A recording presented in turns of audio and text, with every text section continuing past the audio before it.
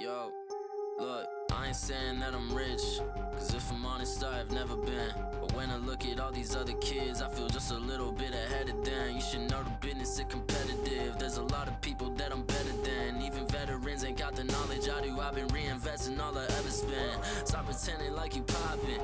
Who been out here making profit?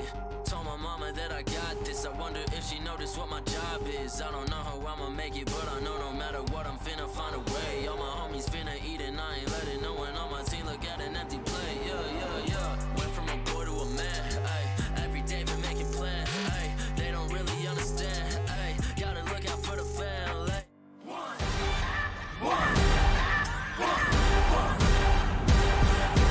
Mr. Young and FRGN. Kick to the gut!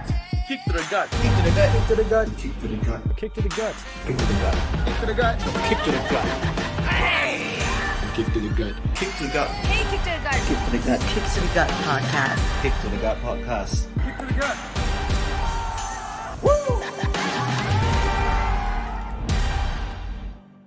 Your podcast sucks! Yo, what is going on? Hey, it's Mr. Young. And it's FRGN in the building. How are you, my brother, TGIF? Okay, to be honest, right, I'm a little bit, how do I put this? Because I haven't had much sleep, I've been very busy, so I might be a little bit more honest than usual. Bro, you're not honest every episode, man. Well, sometimes I hold back because, you know, I'm like, I want to be a better person. Maybe I only drop one F-bomb in the whole episode. Today, no holds barred. Bro, today is a no holds barred, lights out match of a show. Okay, if it's everything leading up to this is you holding back, right? I have no idea what's going to happen on today's episode, man. The gates have been opened. Actually, we're going to focus a lot on WWE and less on AEW because we're leading, out of Fastlane into WrestleMania. So maybe I won't be so brutal. But okay, let me say hello to Div Royalty. What's up? Hi. Thanks for joining us here on the YouTube stream. By the way, if you're listening to the podcast on Spotify or Apple iTunes, whatever, right? Apple Podcasts, I mean. And you're like, hey, got live stream. Guys, I didn't know you guys do a live stream. Yeah. Every Friday afternoon, unless we're busy, we'll change the timing. We'll let you know on our socials. But yeah, we do a YouTube live stream, this very podcast, every Friday afternoon at 12. Yes, indeed. And as what you mentioned, we're trying to expand our reaches. If you can tell, we are putting in a lot more effort on our social media game, our Instagram game. I think our what would Seth Rollins call it? Our Instagram drip. Oh my God, yes. Embrace the vision. Yeah, so we're trying to keep it dripping, a bit basah, a bit wet, I need to spend more money on clothes though. Mr. Seth Rollins is really pimping out. They must be paying him a lot of money. Yes, that was me holding back, Div. But you know what it is? Like, okay, today actually there's a lot we need to cover, as there usually is, but we'll try to not go too far into things. But first things first though. Do we want to talk about WWE Fastlane? I mean, that is what we're coming off of right now. I get what you mean because I feel like ever since Fastlane happened, there's so many things that just popped out in the news cycle in wrestling everywhere. Because we are on the expressway to WrestleMania, baby. Yeah. But rather than talk about just Fastlane, we should talk about the fallout from Raw connected to Fastlane. Oh, because yes, I of felt course. like finally WWE is shifting focus and say, okay, finally we can start preparing for WrestleMania, even though we have 3 weeks left. Yeah, I know, right? Actually, when you said that, it kind of fell into place for me. I'm like, yeah, it seems like they've only started the road to WrestleMania. As weird as that sounds. Usually Royal Rumble is when they start the road, but this year, I don't know. Like, we actually kind of, when you look at the cards, it's just about 60% done already, right? Yep. And a lot of it, majority of it was this past week's Raw when they set up the matches. Does it feel a bit last minute to you? Well, first of all, we need to question the whole purpose of having Fastlane in the first place. When we could have spent the entire match building up to WrestleMania. Right. I dare say a lot of people actually suffered from the length of this build-up from Royal Rumble to WrestleMania to the point that their momentum is gone. True. Case in point, Edge. Oh, yes, you're right. It's like every week they're just trying to like insert him somehow. I'm still holding out hope for the fact that, hey, card subject to change, they're going to make this a triple threat, I hope. I actually do want to see a triple threat more than a one-on-one Roman Reigns Edge match now. Yeah, I feel we will definitely discuss what happened at the end of Fastlane and why we thought about that. There's a lot of things that I felt Fastlane was either hindering or it helped to push towards the direction of WrestleMania. Hindering, you know what I mean? You know what I mean? Okay, we'll get to that in a second. But very quickly, just to get it out of the way, let's very briefly cover AEW. To be honest, this past week's AEW was very missable. A lot of like matches, like trios match. I love how they call like it a trios match now. Maybe they are, alluding to a trios tag team title. I hope not, because their current 2-man tag team titles are rubbish scene anyway. But there were a lot of these like jobber. I don't want to use that word, but like who are they fighting? Like a lot of matches to pass the time. It felt like Kenny Omega had one random match with formerly known as Evan Bourne, Matt Sydal. The main event was.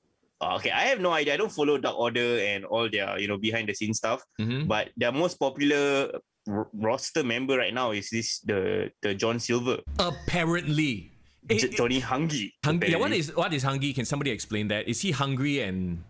I have no idea. All I know is apparently a short but super strong guy with some sort of charisma, which I've never seen, like, because I don't watch the fucking BTE, and if you're relying on us to watch BTE to understand his appeal, then I'm sorry, man, like there's too much wrestling to watch about. Okay, but I do have to give credit, like, at certain places. Like, I thought that Britt Baker on AEW cut her best promo of her career. I think she's gone off a great run since last week and this week. So I'm keeping my eye on Britt Baker and what she does in the division. Ty Conti beat Nyla Rose. What? Yeah. What? It was pretty clean, to be honest. It was not like some massive like shenanigans. Okay. So I'm actually very like what the hell is going on here? Okay, I saw the match, and Ty Conti actually gave a legit performance, or Nyla Rose gave a lot of herself up to Ty Conti. I don't know whether it's because maybe she's been improving at AEW Dark, which I don't watch. And also, bro, Elevation 2, Episode 2 happened this past week, which also I just realized when I was like scrolling through, AEW Elevation just happened. Like, why do I have to care? It looks and feels exactly like AEW Dark. It's AEW Dark 2, just with Paul White now, and I haven't watched a single episode because I haven't had I haven't felt compelled. Like, honestly, like, if you are going to come out with a new show, put something interesting there for me to want to watch it. And I'm sorry. I'm so sorry. I love The Big Show, but Paul White isn't going to do it for me to watch AEW Elevator, whatever the bullshit show. He's trying to reinvent himself at 9, 50.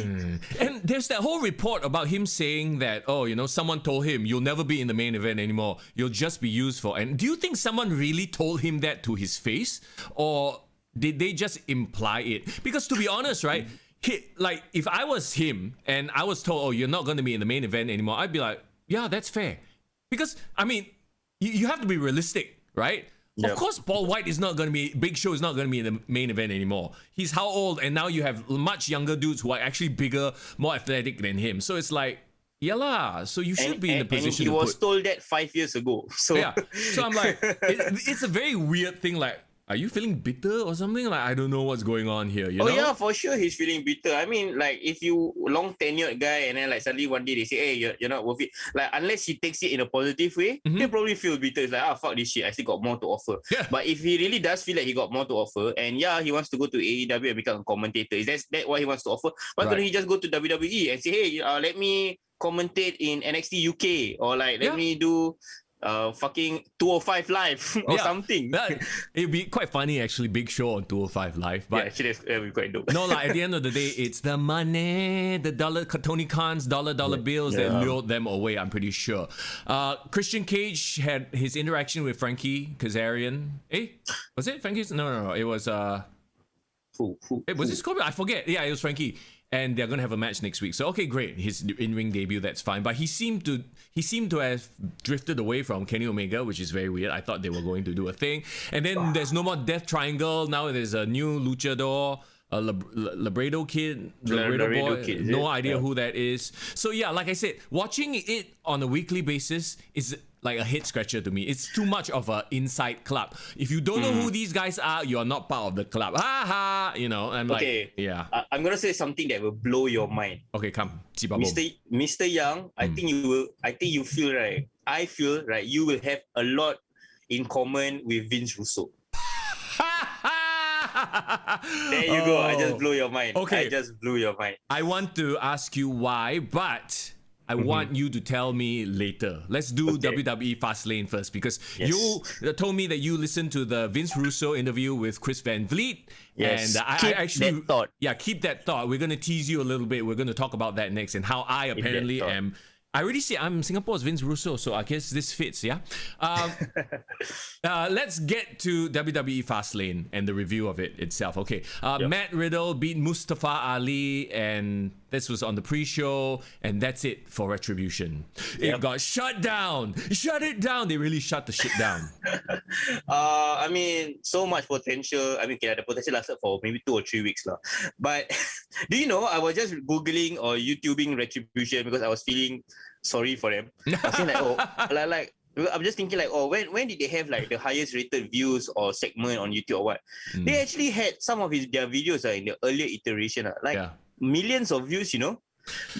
At the beginning, there was actually legit intrigue. There was that confrontation between the Fiend, Alexa Bliss, and Retribution. Yes. Remember that? Yes. That got like 2 million views, on YouTube. So there was intrigue there. And then they shit the bed. They didn't know who to put as the leader. They randomly put Mustafa Ali, and I think they maybe feel like, okay, he is not marketable or whatever the case may be. And even though Mustafa Ali, I think, did a really good job, he tied everything together. It made sense for us wrestling fans, but the writers, not having it.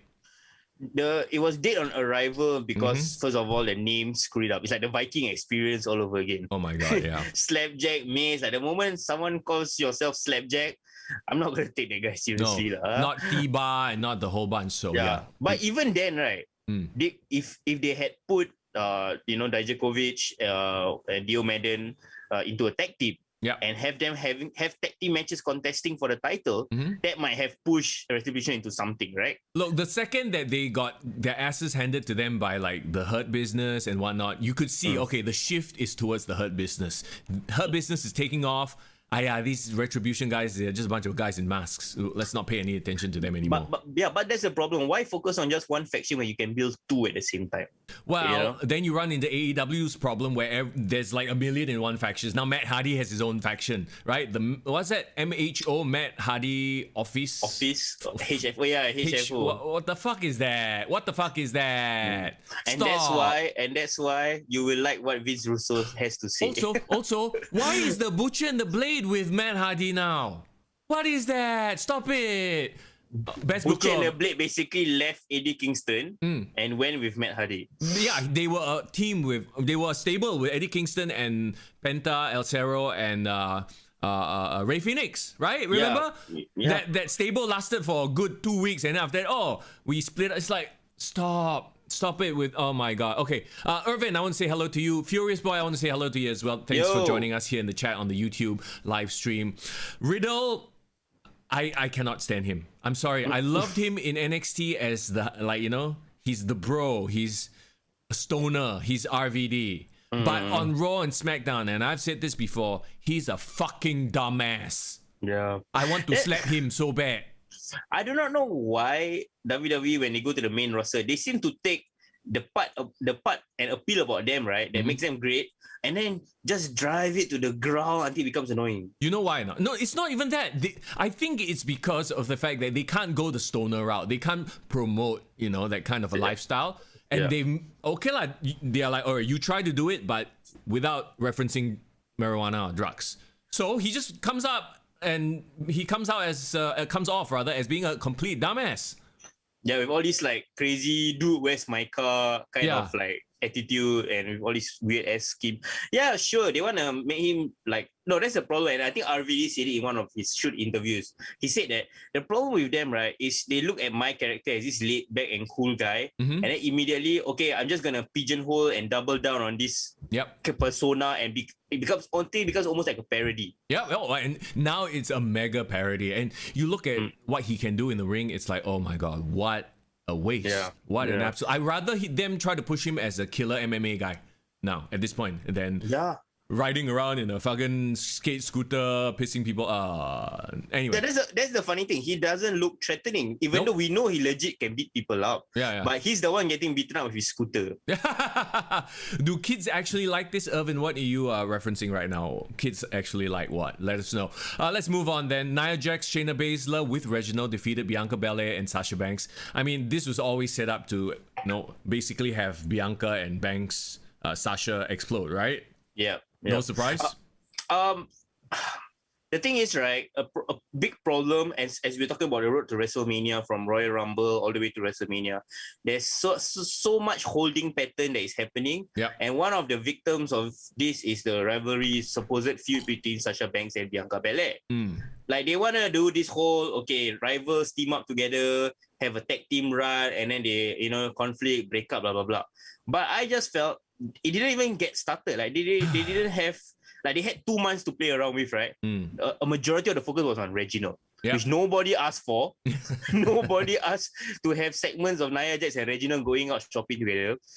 It could, they should have done a Brock Lesnar, The Rock kind of vignette promo leading up to WrestleMania, if you know what I'm talking about. Question, is Sasha Banks going to turn heel on this? A few. Yeah. It seems like it, but there hasn't been a clean turn yet, though. Yeah, so what, are they teasing a turn? Are they just, trying to drag it out? Or maybe they're like, all right, you guys let's see just what happens. Honestly, I'd rather keep them both still face, still competitive. When I say they can have like a Brock Lesnar and Rock kind of angle going into it, is they should focus on building up their training, montage, their reputations, their story, their reputation, like build them up. Like them doing everything training before they finally have a clash 2 weeks out, 3 weeks out, which is now. Right. Instead of putting them in a tag team division, because we know like this tag team division is just a side hustle. Yeah. It's not the main thing. Which also leaves Nia Jax and Shayna Baszler out to dry. Like, what are they going to do for WrestleMania? Irvin says, he was referring to WWE style of childish humor. Like, do the kids really like this? I don't know, I guess. Referee Ryan, how you doing? Thanks for dropping by. Yo. Okay, let's just very quickly move on then, because I'm totally not interested in that feud already. Big E versus Apollo. Apollo Crews. Big E beats Apollo in what looked like a messy finish. Like, I know you messaged me, was that a botch? Yeah. I think the point of it was to create like that controversy. Like, he reversed me. Both of us had our shoulder spin. So this is an excuse to have another match lah, essentially. What if they were trying to make it look like a botch, but it actually became a botch? Okay, it could be that as well. Sense. Yeah, I know. But I mean, the whole point is to create the controversy, like a finish, but not a definitive finish. Yeah. Because obviously the feud is not over. This is a thing that's going to go on all the way to WrestleMania and maybe even after. So I foresee Apollo Crews beating Big E at WrestleMania. Yeah, I mean, who says that he doesn't deserve it? Yeah. Apollo Crews has done a great job since his accent aside, takes some getting used to, but his character is the most compelling he has been, and I think that's the thing that is working for him. Right. Giving the momentum. Muhammad Daniel, what's up? Good Friday to you as well. Actually, Good Friday is next week, but you know what I mean, huh? Happy Friday. But yeah, no, Apollo, he definitely has a lot of upside now that he has this character. He's a lot more, I guess, what's the word I'm looking for? Charisma? I don't know if charisma is the word. I don't know where they're going with it, to be honest. But hopefully they can build this sort of energy moving into WrestleMania. And with Big E too, like I said last week, I feel like his promos have been very strange. I don't get it.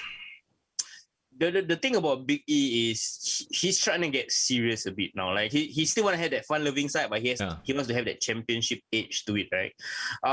It's a very fine line to toe, though. It's very hard to do it.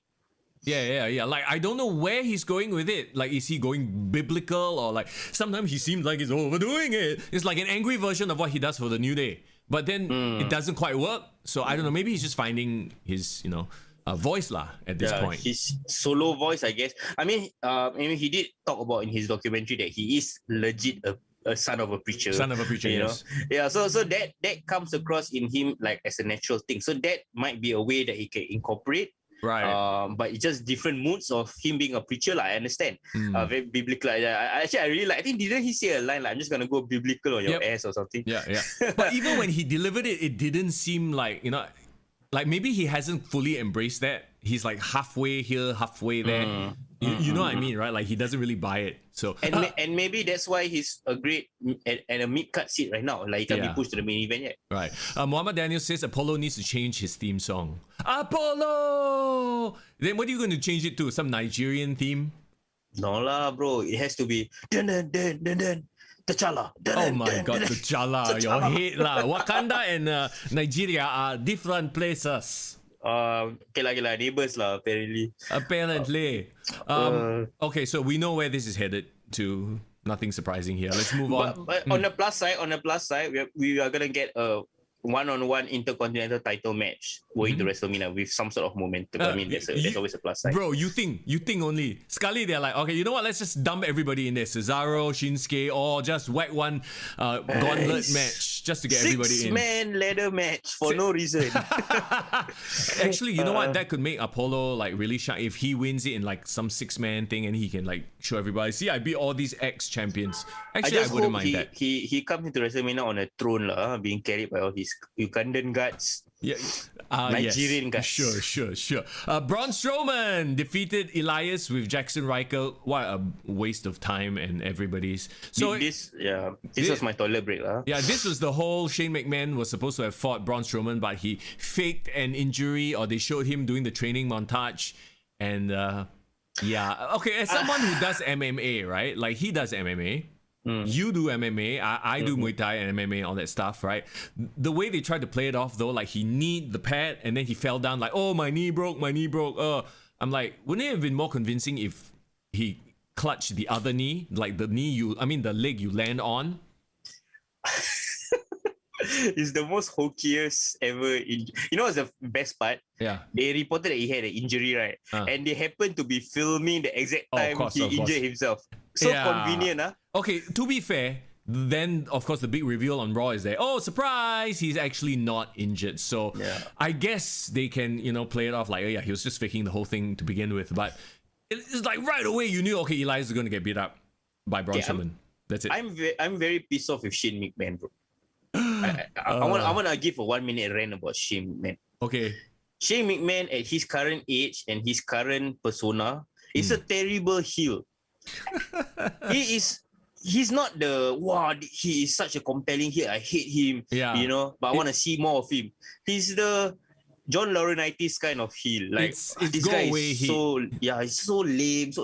But I just cannot believe it's the same guy from the 2001 Invasion, where like that young Shane McMahon with the fire like he is conniving and smart, but he's cool and blah blah. I thought when he came back with Raw Underground, he actually became a face again, and I thought like he will recapture a bit of that coolness. But then just ever since he came back after like a few months of being gone, right, from Raw Underground, he just resorted back to this best in the world Shane McMahon. Baron Corbin. I don't know, man. It's just his character is a terrible character. His current character is a terrible character because his gimmick, this whole storyline is a terrible storyline. It's absolute trash. Like, you're stupid. Stupid. You're big and stupid. No, seriously, that's all this entire feud hinges on. You're stupid. I'm very confused. I just got one question. Who are we supposed to root for in this rivalry? Right, and to be honest, Braun hasn't been like portrayed as being like, oh, poor thing, he cried because his feelings are hurt. This is, he's been insulted his entire life. If they started showing like, his 24 special, like clips from it on Raw to explain that he's actually been bullied, ostracized because of his size, and okay, I get it, I can buy it. But right now, there's no emotional connection to Braun Strowman. He's still like destroying everybody. He's this big, like, smasher. Yeah, he's a giant. So, what the hell? So, I can only draw to two conclusions. Is either WWE is just trying to be prejudiced and just assume all big size people are dumb, and they want to play on that stereotype, or they are literally burying Braun. Braun Strowman right now, which I think is what's happening. Like they just want to give Braun Strowman a marquee match because he's basically the new attraction character, right? After Big Show, give him something impressive to happen at WrestleMania, but they have no idea how to kickstart it. And then maybe one guy in the writers' room say, "You know what? He's big, he's dumb. Just call him stupid lah." Right? That's the hit that they. That's just the hit that they need. You know what? This storyline is stupid, like what referee Ryan has just said in the chat. Okay, Elias also another one. They couldn't have built a storyline between Elias and Braun Strowman instead. Elias and Jackson Riker. Remember Elias and Braun? Didn't they have a feud a while ago, like a symphony of whatever? Yeah, that was some impressive shit. Like have them fight. Totally didn't revisit it. Remember that time when Braun was still a bit entertaining? Yeah. Remember he brought out to the ring like a big ass cello. Cello, yeah. Pretend to play bass on it, and then actually ended up beating him with it. Yeah. There was something there. Anything is better than stupid and then dumb slime on him. Like, oh, stop. I'm sorry lah, but yeah, this is PG humor, bro. Cannot. All right, let's move on. I'm getting a headache thinking about it. Oh, I'm getting I got a headache watching this match as well. Not because it was a bad match. It's two guys who, like, they were the main event at the WWE show in Singapore. Remember Seth Rollins versus Shinsuke Nakamura? We know that they can put on a match, but they literally had zero storyline going into this. They tried to be like, oh, you know, Cesaro was destroyed by Seth and Shinsuke is Cesaro's friend. They're not even a fucking tag team anymore. Yeah, and Cesaro wasn't even mentioned, like, in terms of was there even a promo to hype up the match? Nothing. I know the commentators tried to draw that link, but to most people, if you miss it, you missed it. So this match literally screamed off, what the fuck what are they fighting for? No reason. Yeah. If bro, they were saying like, oh, okay, if the winner gets a title shot, one-off title shot before WrestleMania, or like maybe it's an IC match, something lah, some stakes lah. There was no stakes. There was exactly. There were literally no stakes, just vegetable, no stakes. Nobody likes to eat just vegetables. Disgusting. And Seth Rollins had a hiatus, right? Yes. He came back. We assume he come back with a new character or like something new, something different. Maybe he turned back face. Nothing. He just came back to basically being a messiah without followers. No, he got one follower. Remember who came back to him? For one episode only though. Yeah. What is that? Okay. That is another thing I need to like get off my chest right now. I like it or don't like it. The whole Mysterio angle. Some people hated it. You know me. I've talked about it ad nauseum. I fucking love that whole angle and where they could have gone with it. What it could have been, right? Yeah. But now you bring him back and then Murphy, take me back, please, sir. And then Aaliyah's nowhere. The Mysterios are busy being a tag team, jobbing to Chad Gable and Otis. What the? Stop it, lah. So, hey, did they hire Tony Khan to be their booker also? This is some best booker of 2020 bullshit going on right here, guys. Bro, is there anything in wrestling right now that makes you happy? Because everything seems to piss you off. No, but this is see, people always say, oh, Mr. Young, you always shit on AEW. It's not that I shit on AEW, I shit on bad booking and just stuff that doesn't make fucking sense. Okay, fair enough. So there, the Seth Rollins, Shinsuke, love them as workers. This match did absolutely nothing because there were no stakes. Literally no stakes. It was a plate of mushrooms and broccoli. No stake. I would liken this to the pay-per-view overall. Yeah. Unnecessary. Okay, next up. And okay, like I messaged you this as well. Only the 3 main event matches kind of got me interested. The rest of it was a waste of time. Yep. The first, I guess, main event match, Drew McIntyre, Sheamus. They finally had their quote-unquote blow-off match. They beat the fuck out of each other. Yes. And again, I feel like the problem with this kind of booking is that they're having kick-ass matches on Raw, and then they have a kick-ass matches on like this so-called C pay-per-view. And I feel it's a disservice to the kind of performances that Sheamus has been putting in. Yeah, like I feel bad. Like he deserves a shine as well. That's why I keep saying like, maybe put him in the main event lah. Make a fatal 4-way lah, bro. Fatal 4-way. But no, he's I think he's done. And if you watch on Raw as well, he kind of had a moment like Drew saved Sheamus, right? Yep. So what is he gonna? Do they have that mutual respect thing?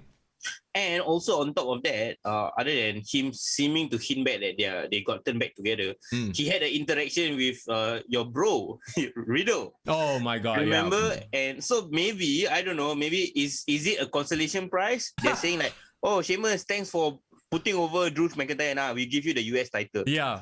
I mean, don't get me wrong. I think Sheamus Riddle will be a good series of matches, and they could, do well at WrestleMania. Yep. But yeah, he went from main event to like mid card, real quick, yo. Okay, I'm gonna say something positive about the Raw scene in terms of like the championship scenes. They actually have a bunch of like really badass looking people in the main event scene. They got their Bobby Lashley's, their Drew McIntyre, Sheamus, all hard hitting styles. Yes. And now technically Matt Riddle can do this hard hitting style as well. Yeah.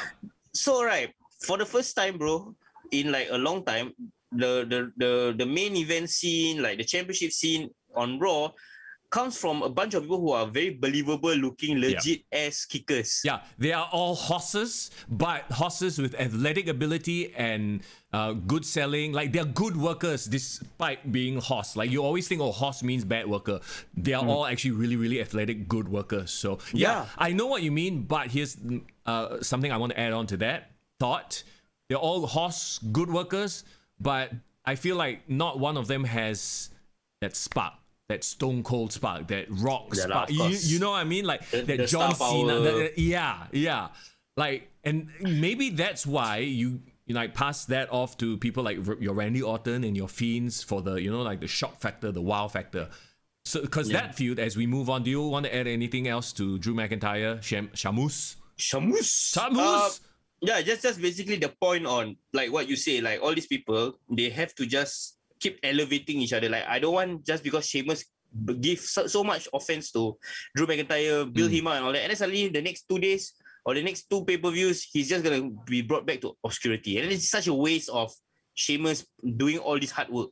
True. Irvin says WWE usually has good main event storylines but suck at the mid-card stories. I'll agree with that. WCW was the exact opposite. Yeah, because WCW, it was all politics, right? Like you had the same few people in the main event, whereas the mid-card guys, they were like actually working hard, putting in good matches and trying to work their storylines well. So that makes a lot of sense. You know what it is? It feels like Bruce Pritchard is only working with the main event and up. Everyone else, like some jobber writers, coming up with storylines. Yes. And at the end of the day, like you said, they need star power. And it's so weird. Like after 10, 20 years, right? They're still relying on the people that we know. Randy Orton. We need to see this generation's breakout star. And I don't know if that's Bobby Lashley in the Hurt Business. But okay. Talking about that actually, no, we'll leave that for when we cover Raw. So let's move on. Alexa Bliss defeated Randy Orton in an intergender match, but let's face it, we all knew the point of this was to have the re-debut, the return of the Fiend.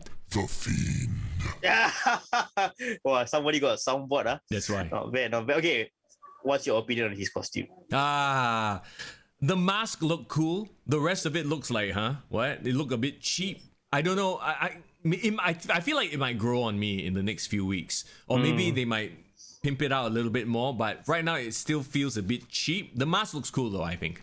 On this show, I think we should officially dub him Chowta Fiend.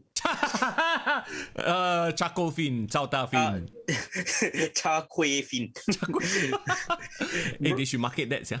Yes, yeah. Charcoal Fiend. Okay, we either call him Charcoal Fiend or Chowta Fiend. Chowta Fiend. Like they have burgers with the black bun. Like it's an in thing now to have like a charcoal version of thing or black sesame thing. So he's like Black Sesame Fiend. Charcoal Fiend. As a Lord of the Rings fan, the first thing that came to my mind was, wow, that one look like Urukai or like an orc. Yeah, right? He looks like an orc. Yeah. You got an orc look, and I was thinking like, okay lah, he looks like a legit evil badass guy.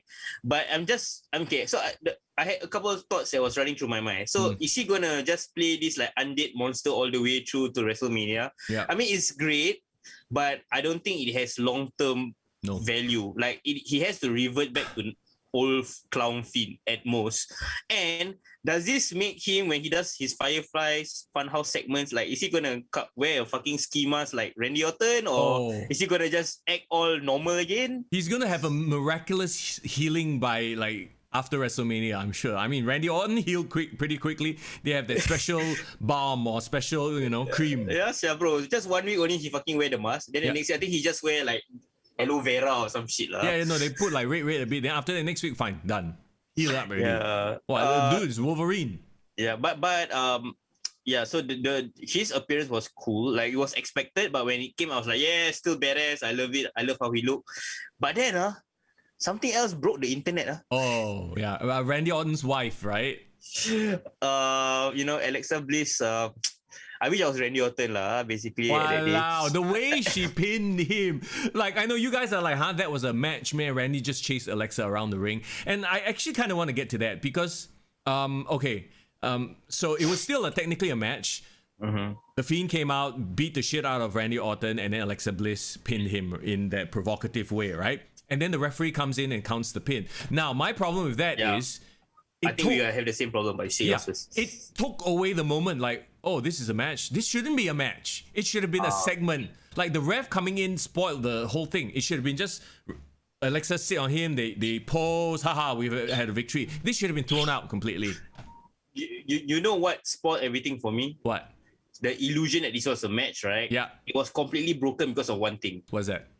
If the Fiend interfered, isn't it a disqualification? Exactly, that too. So this thing, there shouldn't have been a ref coming in to count the thing at all. It wasn't a no holds barred match. It was an intergender match. So yeah, that didn't make any sense. And you know what else didn't make sense? And I believe I messaged you when it happened, right? Several things took me out of this segment. One, when they pan. And these are just small production things, but I freaking noticed because I'm very OCD like that. When they did a pan shot and you could see the commentators, they were literally doing this, not moving still, and then you can hear them talking. I'm like, oh, this is a recorded segment. I mean, it has to be a recorded segment. Don't get me wrong. Obviously, they cut in that part lah. Yeah, but don't, if in the recorded segment, don't show the commentators. To me, even though it was like 3 seconds, maybe 2 seconds at best, I noticed it immediately. You know what else I don't want to see? The crowd or the fake reactions, because the problem is what they do, I'm pretty sure, maybe they play a loop of like other Thunderdome guests from before, right? Yeah. The problem is they are not reacting to what's going on in the ring because it's not live. So when the Fiend shows up, you got people like fucking digging their nose, like they're not reacting like you know what I mean? Okay, but to be fair, that's exactly how we watch wrestling nowadays. Like I fucking watch it like that also on my bed.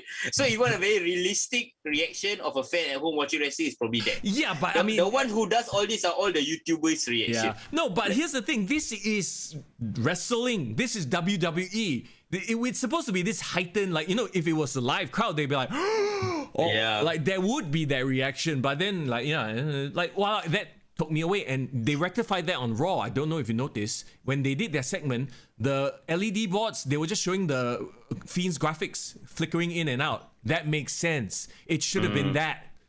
I don't know. They didn't have time. They didn't think about it. Maybe they just didn't think about it, and then they realized and corrected themselves. So I'll give them credit for that. But at that reveal, the fake crowd didn't work for them at all. They should have just made it black or made it like some weird graphic, like eerie graphic. Yes, and I agree with you with the sense that it kind of took out a lot of things. Took me out of that moment. The referee was one thing, the announcers was one thing. The way, if you look at the crowd, you know exactly when it's cut out to a pre-recorded segment. And of course, the match ended in a pin when there was an interference. That made zero sense.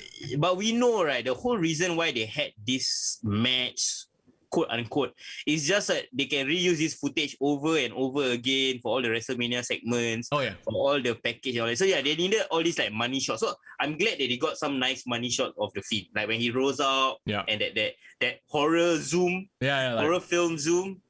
Yeah, that was cool. I really like that. It's different, bro. Like I can literally show a video of the Fiend to a random casual person. It's like, hey, what the fuck happening? What's this? It's just some dead zombie in wrestling now. Like it is a conversation topic. I can't show Darby Allin versus John Silver and expect them to have their attention, for more than 10 seconds. Okay, I will agree with that to a point, but at what point does it become like hokey bullshit? Like to me, this new Fiend is well. Then again, the old Fiend also was lah. But this new Chao Ta Fiend is bordering on WCW Masters of Evil or whatever the hell that segment, like you know. So it's less Undertaker 97, more WCW. Like What? Yeah. You know the group I'm talking about, right? Like there were a bunch of like horror characters. Yeah. It's bordering on that for me now. I'm like, I want to like this, but I need to be convinced. And the one that will salvage it is obviously when they kind of bring back Bray Wyatt as his Firefly Funhouse character. Like they need some sort of explanation. He can't be an undead, untalking zombie all the way until WrestleMania. Yeah. Well, and here's the thing. I actually feel very worried for Bray Wyatt because Bray Wyatt versus Randy Orton historically has always been bad for Bray Wyatt. Yeah, there's never been like a, what do you call it? There's never been a very good performance of Bray Wyatt. And I think maybe that's the reason why they did this match in the first place. Because he just wants to right the wrong. Yeah, to let Bray Wyatt finally have his moment. Like, and I'm not even talking about like Bray Wyatt has lost his encounters with Randy Orton. I'm talking about the matches have sucked balls. Like, like the fucking what was that? In the weird house, the House of Horrors match. House of Horrors. That was shit. The WrestleMania match itself was terrible. Which was the one where they like projected stuff onto the mat and then there was worms and shit. WrestleMania lah, WrestleMania 33, their title match. Randy Orton and Bray Wyatt previously, their best so-called performance was actually when they were together in the. Do you remember when Bray Wyatt actually won the title in Elimination Chamber? Yeah, and then he like joined the Wyatt family. Randy did. Right? At that point, Randy was really part of the Wyatt family. Yep. Randy won the Royal Rumble, but he sacrificed himself. I think he took a spear from Roman Reigns or what, so that Bray Wyatt could win the match. And I like when technically Randy was part of his cult, and then the whole part where he was breaking out and doing all those segments was cool. So Randy also, I don't know whether it's a Randy problem also, because Randy has this thing where all his matches the hype for it will be so big, but when time comes for him to deliver in the match at WrestleMania, it just falls short. Yeah, that could be it as well. Irvin says Dungeon of Doom. The Alliance, to end Hulkamania, Zodiac, Shark, Yeti. Yes, this is where Chauta Fiend is kind of bordering on. So I'm very worried. I'm very, very worried. So you know, WWF had their whole period of time where they were having all these stupid ass gimmicks. Yep. WCW, I think probably at that same time were doing the same shit. So I think both companies were very guilty of this. And I hope it just doesn't go overboard lah. That's all. Okay, so I mean, I know I'm getting ahead of myself, but do you notice what new skills the Fiend has picked up? Apparently, now that someone is going into the Hall of Fame, somehow the Fiend has picked up pyromancy as well. He now has flames. He has the Kane power. Is it because he destroyed Kane, now he absorbed his power and then he can do the Kane fire? Bray Wyatt is definitely a mark for all the monster characters of the Attitude Era. Of course. He fucking got the Mandible Claw from Mankind. Yeah. Fucking got all the Undertaker entrances. And now he got Kane's fire. Yeah, like he's just an amalgamation of all the horror characters from before. Hey, the Trickster who just jumped in, he just appeared. Poof. What's up, Trickster? We're talking about magical creatures, which I think you can appreciate. Magical creatures in the WWE, and how the Fiend currently has Mankind's Mandible Claw, Undertaker's entrance, Kane's pyro. As a long-time fan, bro, I really, really can appreciate it. It's like you're watching a movie, right? And you know the director respects and appreciates like the tradition that came before it. So in a way, I'm happy that he's carrying on this supernatural gimmick tradition. And he's got one guy in the company doing that. Yeah. And you can't have too many, right? If not, it becomes hokey. But then, like I said, I feel like he's kind of bordering on hokey. And I mean, as long as we see more Alexa Bliss, though, that's... yes, lying on top of people. Oh my God. Okay, stop it. Finally, Roman Reigns with Paul Heyman defeated Daniel Bryan. No surprise here. Age, of course, was a factor in the end. It was a long match, bro. It was I counted it actually because it was like 30 minutes. The entire match was 30 because when the Fiend match ended, I saw the timing. It was only like 9:30. So I was thinking, 9:30. Yeah, you're right. Actually, I'm looking at it right now. It was a 30-minute match. I didn't even realize it went that long. I mean, kudos to them. They put on a good match. There was a story being told.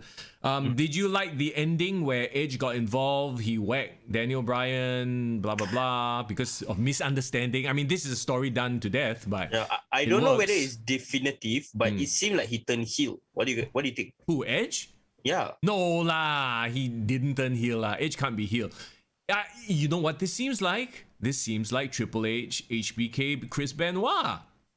There's the dominant champion, Triple H. There's the comeback from retirement, Edge. Shawn Michaels. Yeah, Shawn Michaels. And then there's the guy who can work, Chris Benoit, Daniel Bryan. Daniel Bryan has been in this position before, at WrestleMania 30 as well. Yeah. I like how Daniel Bryan seems to screw up people's plans in a positive way. Yeah. So I wonder if they're really headed towards a triple threat. They should, because if Daniel Bryan is out of this picture, who is he gonna feud with? It's too late to find a feud with someone else. Yeah. And the big reason why I brought up why I feel like this long build towards WrestleMania has affected a lot of the momentum of the stars is, I have to be very, very honest, and it's kind of sad for me to say this, but it seems like the numbers don't lie. Edge hasn't been a draw, bro, since he came back, right? Yeah. Like as in, we were happy for his fairy tale story and all that. We are happy that he's in the ring. But if you look at just purely on the numbers, on his YouTube segments, it's not the highest rated. There was a lot of people saying that even though he had a big, segment reveal where he came and all that, the rating didn't move. No metric showed that Edge is a draw. That's interesting. That's very interesting. Like you can, and it just goes back to how Edge was portrayed back when he had his main event, right? He wasn't never the number one guy. No, he He was the number one heel. Yeah, he was the ultimate opportunist. Yeah, so you can't expect him to be the savior of WrestleMania and be the one that people want to, Edge is fighting. Okay, I need to go watch WrestleMania to see why Edge is fighting. So now you add Daniel Bryan to the mix just to make that main event a little bit more like, okay. Yeah. And then have Roman Reigns win? Yeah, so if Roman Reigns wins by pinning Daniel Bryan, at least, Edge still comes across as like, okay, he still can fight for the title. Or if Edge wins from Roman Reigns, he can pin Daniel. So Daniel Bryan basically is either the guy that wins or the guy that takes the pinfall. Oh, yeah, exactly. Yeah, Dave says Edge is a legend, but isn't he mid-card at best? Ooh. I guess, in a way, that's what we're kind of saying. Like upper mid-card. Even in his title reigns, I don't think anyone really saw him at the level of a Rock or Stone Cold. Edge never had a main event at WrestleMania that was sold on the star power of him. Yeah. It was Edge versus the other person. Undertaker was because he was Undertaker. Yeah, Edge versus Cena was Cena. Cena, yes. Yeah. Even Edge and Chris Jericho, when Edge returned in 2010, wasn't the main event. It was one of the top matches. Yeah. So the point I'm trying to make is Edge, even when he was at his peak, was never the main draw. Right. Doesn't take anything away from his character or his abilities, though. So at this point, I dare say that you are on board for a triple threat. That would make more sense. Yeah, and also I can bring up another argument that I think I mentioned last week. Having Daniel Bryan there could be an insurance policy for WWE. Oh yeah. That's the thing though. Like Daniel Bryan himself is a bit quote unquote compromised because he had to retire. Remember, so you have essentially two people who have like questionable health. Actually, three people. If you think about Roman Reigns. Yeah, and do you see the tweet I put on our Instagram? Yes. Like literally they should have actually built the story based on this angle. Yeah. And I think people will find it very compelling. Yeah. These three people, I never thought I would make it back to WrestleMania. I never thought I would be in the main event of WrestleMania. And yet I come back here. That could be an amazing intro package to this year's WrestleMania. Exactly. Yeah, that makes. Well, they still have time. Maybe they'll hear this podcast and go ahead and pull that off. Edge should just join his best friend in AEW, says the trickster. Irvin says Edge is more effective as a heel. Just like Sasha Banks, I think they suffer the same problem. They are like okay faces, but much more compelling as a bad guy. Yeah, they're just not lovable. Not lovable, alamak.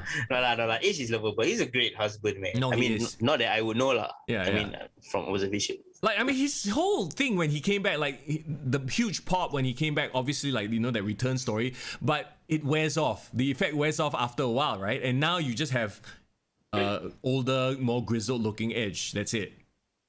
Yeah, and a lot of it, I guess, is unfortunately to the injury that he suffered with Randy Orton. Yeah. But I think if he was able to ride that crest of momentum when he came back initially in 2020, 2020 would have been the year of Edge. But we'll never know. It will have always been a missed opportunity because of the pandemic and everything. Okay, so everyone in chat, let us know out of 10, actually no, out of 5, what do you give Fastlane? You know, what about you, bro? I can give an alphabet rating. I think it feels more appropriate to give that. I would say it's like a B minus, C plus. Bro, why you want to give alphabet? I asked you for upon 5, you give me one alphabet. No. Because upon 5 feels like it's like if I give 3.5, right? It seems like yeah. It's like okay lah, very good lah, but it's not that good. But I cannot give it a 3 also because 3 feels it's just middle, bro. I will give it a 3. Rating. I will give it a 3. Yeah. Okay lah, B minus, C plus around there also. Walao eh. Okay, we need to come up with a more you know. I think a letter grade. Letter grade, no lah, number lah. R-rated superstar made to be PG. Yeah, Irvin, that's a very, very good point. It's a different era of Edge too. Yeah. So rated RH would have been so great. Yeah, but I mean, technically, actually, I don't know if you could do it these days. Ayo, Trickster says 5 out of 5 just for the Alexa Bliss pin. Hey, Trickster, bro, if you want like more videos of that, I think no need to just watch Fastlane lah. You can get more than 5 out of 5 other places. No, stop it, bro. Stop it. Okay, Fastlane, we're off Fastlane. On the road to WrestleMania. Let's talk about Raw real quick. Actually, Raw, like we said earlier, was where they announced a whole bunch of matches and interesting developments. Okay, Asuka had a match with Peyton Royce. We knew that Peyton Royce was going to go there and get destroyed. Yeah, give a good account of herself. Yeah, she did, but you know, whatever. She's not going to get the win here, lah. The main thing, though, this was a setup for brutality. Yeah, it's Rhea Ripley, and Rhea Ripley comes out immediately challenges Asuka for a title match at WrestleMania, and that's going to happen. I love it, man. I love it. She came straight away, was presented as a badass. Looks like a badass, talks like a badass. Asuka got excited by the prospect of fighting a badass. Do you think this should have been Charlotte's spot, but Charlotte kena the COVID? I mean, well, she even brought it up in her promo. Like Rhea Ripley said, like, wow, why Charlotte can go around and just declare that, you know, that she also wants to fight for the title. Well, she got COVID, then well, now my turn lah. I asked lah. Okay, my turn so to ask. why didn't Natalia? Why didn't like anyone else come out and, you know, demand a shot? Nia Jax, Shayna Baszler. What? You know why? Because Bruce Pritchard and Vince McMahon is a gorilla. So everyone who wants to line up and walk out is like, no. Oh, I also want to ask. No, you cannot make it. Rhea Ripley. No, Rhea Ripley is our girl. I mean, it is an exciting time for Rhea Ripley. Also, what's up, The Shadow? Thanks for joining the chat right now. Yo. Yeah, like, and Div says she feels sad for Peyton Royce, excited for Rhea Ripley. Now, are they going to hotshot the title to her at WrestleMania, and what would that do to Asuka? They will. I mean, they should. To be fair, Asuka's not doing anything. Yeah, and also Asuka had a dominant / very flawed title reign. Dominant because obviously there was no one that was able to knock her off her perch. Yeah. Very flawed because basically no one stepped up to the plate and challenged her to knock her off her perch. Yeah. Or if they did, they weren't good enough. Yeah. Nobody was ready for Asuka. Yeah. And it's okay because Asuka should be built as this dominant badass. She was the only one that could beat Becky Lynch when she was on her hot run. Yeah. She was technically bestowed the title through Becky Lynch, the last person with the most momentum in the female division, right? Yeah. And I think Asuka putting over Rhea Ripley builds Rhea Ripley as a new star. And Asuka, I don't think will lose out or like, you know, get affected anymore than she's already been affected. Yeah. So and if you remember last year before COVID, they were shooting like vignettes of like Rhea Ripley walking around the empty stadium saying that this is my moment, blah blah blah, with the Charlotte Flair match. She had that match. She lost the title, which I still think is a bad mistake. And I think this could be WWE's way of like redeeming her character because she had to come back. She lost a lot of momentum last year. Huge. And then she disappeared for a while. She was kind of on NXT, but then not really. The Shadow says, give Rhea, then Asuka comes back as the real Empress. Nightmare versus Empress. Yeah, badass Empress, right? Yeah. That definitely has legs, to be honest. So we'll see. We'll see. Okay, what else happened on Raw? Okay, The Miz. The match was announced. Okay, shenanigans, Bad Bunny, I get it. It's for the ratings, for the eyeballs. I get it. I 100% get it. But why is this not a tag team match? Yeah, I was actually I wasn't really pleasantly surprised. I was shocked. I was like, why are you putting Bad Bunny on a one-on-one match with The Miz? To be fair, this card subject to change as always. They could last minute, or in the next few weeks announce, it's going to be a tag team match. But isn't the whole point to put over Damian Priest as well? Yeah. To have Damian Priest in his corner is just about the dumbest thing ever. It should be the other way around. It should be the Bad Bunny in Damian Priest's corner. Yeah, exactly. Unless Bad Bunny has been so impressive at the PC, a la, what's his face? The football player. The Grong. I don't know, Pat McAfee. Oh, Pat McAfee. Like, Pat McAfee is like literally the only non-wrestler that really shocked everybody to me in the modern era. Like, he can go. Holy shit. Okay. Unless Bad Bunny is like that, then I have to question this match. Bro, what are the odds? Bad Bunny actually low-key is like some superhuman lucha libre, can fly around. He's like better than Humberto Carrillo, Dominic Mysterio. Hey, you never know. Div says she heard rumors about Morrison being injured. Ooh, maybe that's it. Maybe Morrison is injured, which is, tragic for Damian Priest. And at the end of the day, who loses out the most? It's Damian Priest. All of a sudden, he's like the freaking ringside manager guy. Why not make it a handicap match then? Miz can be so cocky, he'd be like, you know what? I'll fight both of you. I think, you know what? Thinking how WWE thinks, probably they just want Bad Bunny as a solo on the marquee. At most, they will put Damian Priest very, very small, his image right at the corner, like no one will see one. But actually, Damian Priest will obviously play a huge role in the match, probably interfere, do some shenanigans. It's not as if he's completely barred from ringside. So there's that. Yeah. But you say it might change, you never know. But the whole point, I cannot. I know, the whole point is to build up Damian Priest, not Bad Bunny. Yeah, like Bad Bunny is an attraction. He's a celebrity. So this makes zero sense. And The Miz can find somebody else to tag with him if Morrison is out of action. You know what I mean? No lah, but I think for the story's sake, they want to keep probably Morrison on the screens. Probably still, even if he's injured, he'll probably still be at ringside somehow lah. Right. And they probably already produced all the hey, ho ho, hop hop, whatever. But I'm actually excited to see that. I don't know why people give Miz and Morrison such a bad reputation. I love their shit. It's so campy. They are so they're such dick heel jocks. I can't help but actually love them. No, they are in the know. I think that's the thing that makes them funny. They are very aware how stupid they sound. So they just go all in. Yeah, they go all in. They remind me of those type of those kind of American Pie kind of villains, Yeah. Just very jockey and very stupid. And obviously, I loved him. Miz and Mrs. really changed my opinion on the Miz actually, because for some reason he looks cool in Miz and Mrs. Yeah. It's like the cool dad who just have to lion all his wife's shenanigans. And he got this very exasperated and he still is a dude, still like a bro, even though he's a dad. But then on Raw, he's like this annoying little jockey shithead. Yeah. And talking about reality shows featuring wrestlers, let's get to that in just a bit. But Shadow says Priest turn on Bunny confirm. I don't know about that. Priest needs to come in hot as a face, not a heel. So I don't see that happening at all. You want to hear a very random fact that actually might surprise you? What's that? Damian Priest gave an interview recently about being on WrestleMania, the potential of being on WrestleMania, and learning from Undertaker, because before the Boneyard match, Undertaker actually had a one-on-one training match with Damian Priest at the Performance Center. Okay. I think if you watch the Last Ride documentary, I think you remember there was this one scene where he walked into an NXT conference for the big guys, and he. Yes. Oh, we have a bit of lag right now, so let's ride through the lag. I don't know if you can hear. It's weird, bro. Why you always get lag at the same time, one foreign? Okay.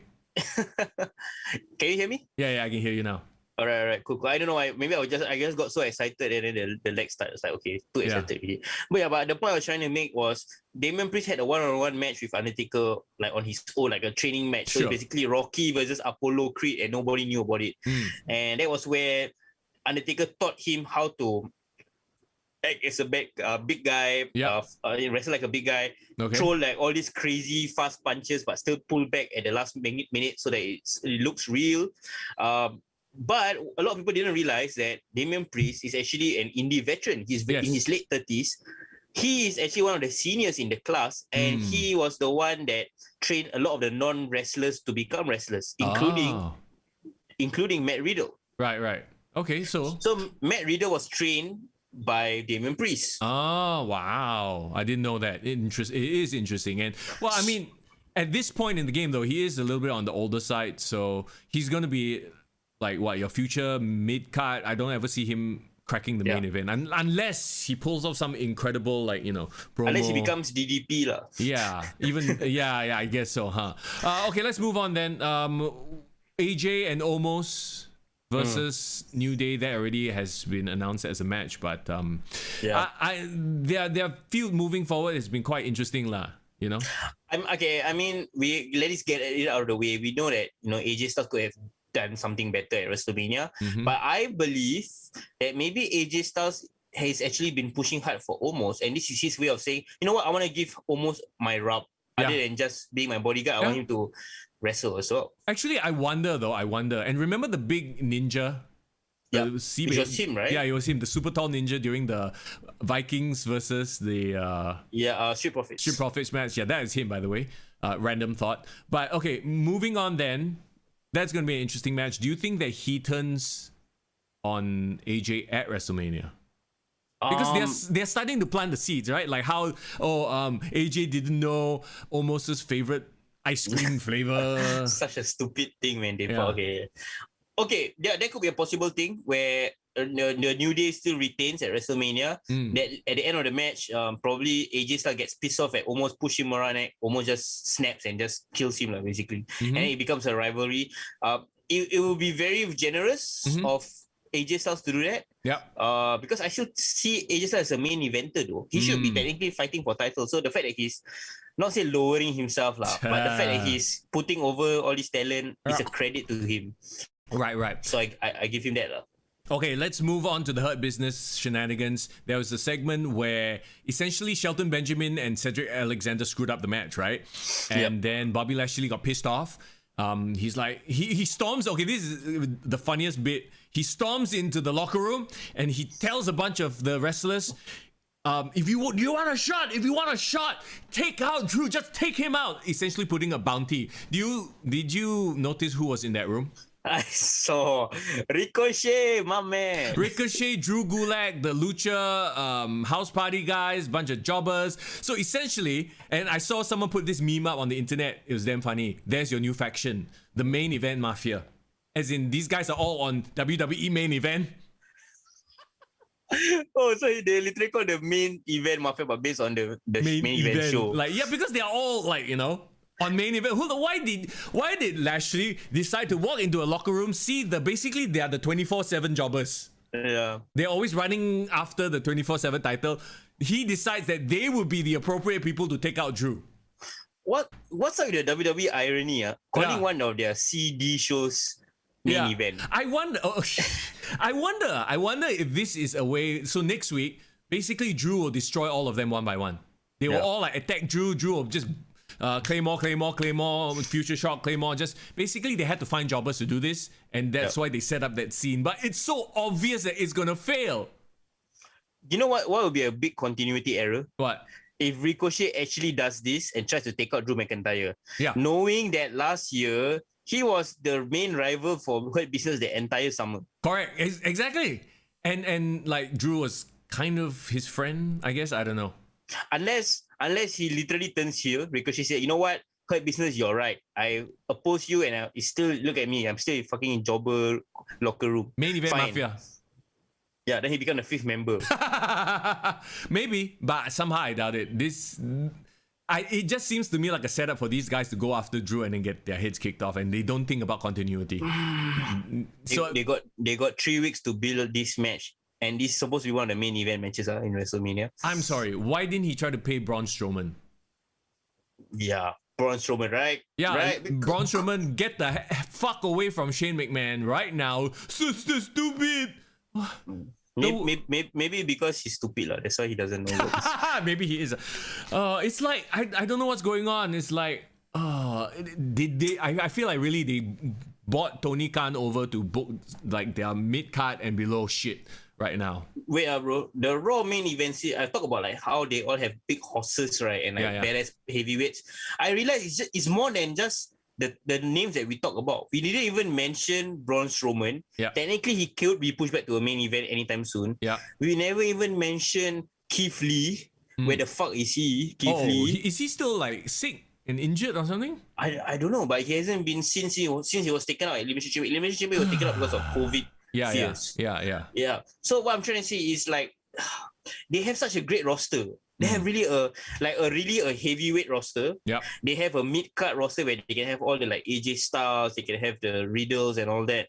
And they have like basically the jobbers lah. But the jobbers are the jobbers lah. It's funny you say Riddle because Riddle is a horse. He's quite tall. And big size. And basically he's not the biggest horse there lah, but he's a horse. Yeah. So like I'm really liking the tough looking man on Raw. Like the tough looking men on Raw. That's Okay, a quote. I'm really digging the tough looking men on Raw. you have to understand, I'm saying it from a purely like a fan sitting at home. Yeah. If I want to invite my casual fans, hey, this is wrestling right now on Raw in 2021. Yeah.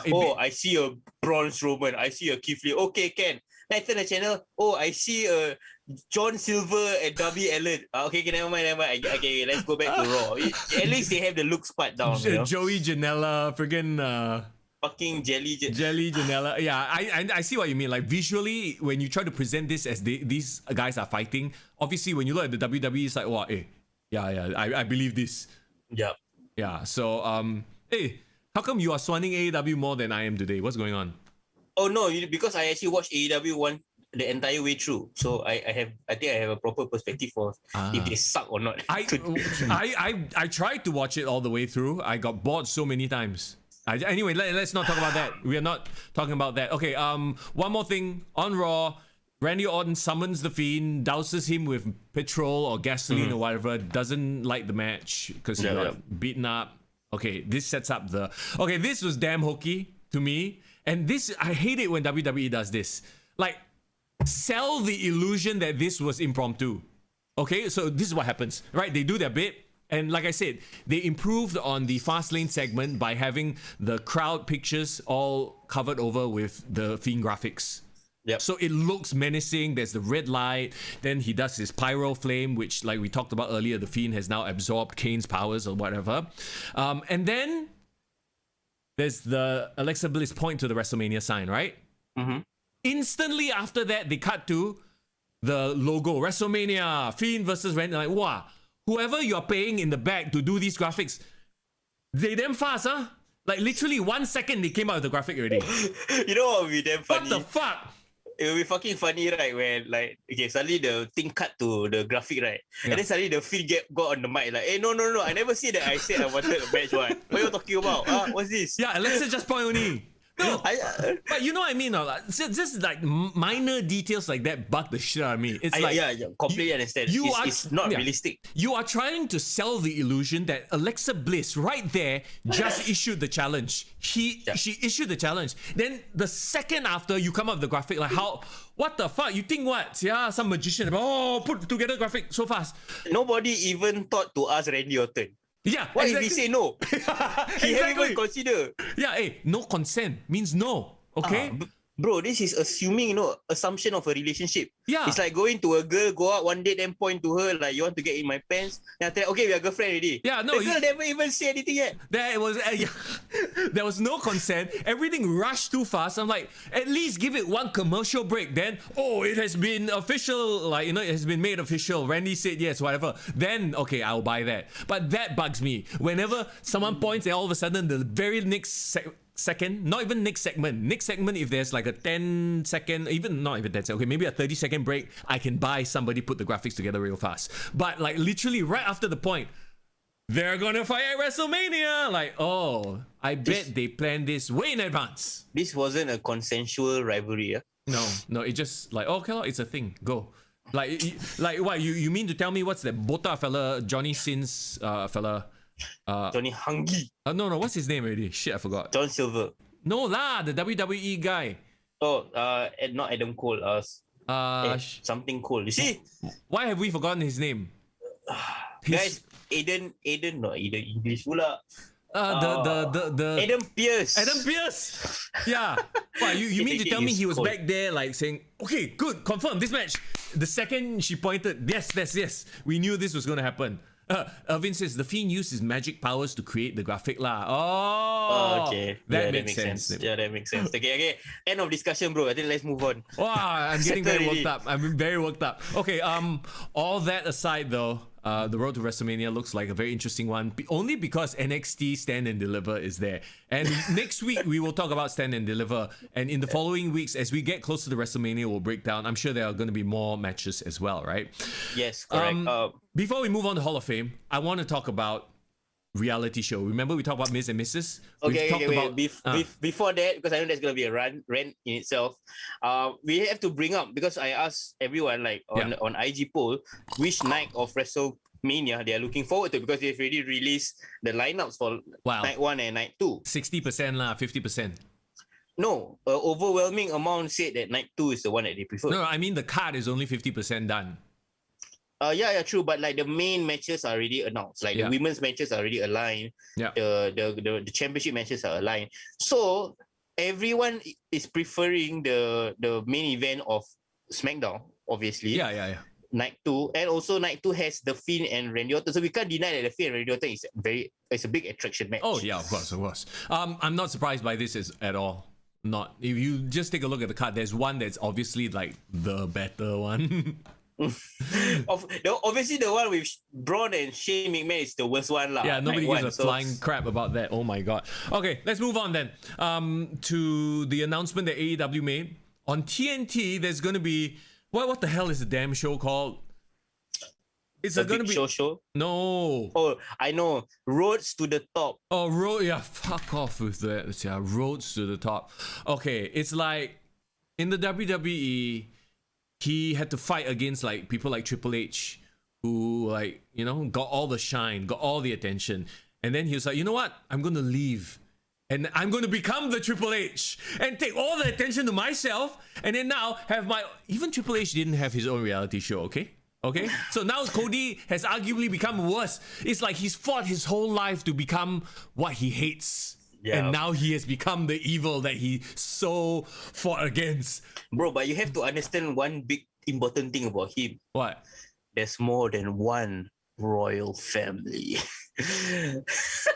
Okay. Look, I'm not going to hate on this too much, because any show that promotes wrestling in that way, like remember we talked about Total Divas, Total Bellas, those shows, it's only beneficial to the wrestling product to get more eyeballs. He might be very funny and they might be very cute together, Brandy and Cody, and this might bring eyeballs to AEW Dynamite, which is good for wrestling as a whole. But it's just the fact that I'm like looking at this going, I'm sick of Cody as it is on AEW TV. I'm not going to watch this. Or maybe I might. And maybe I might like it. I don't know. Would you rather he be a star of his own reality TV show or be the AEW World Heavyweight Champion? And be in charge of the main event scene? Neither. It's the worst of two evils. Which one you prefer?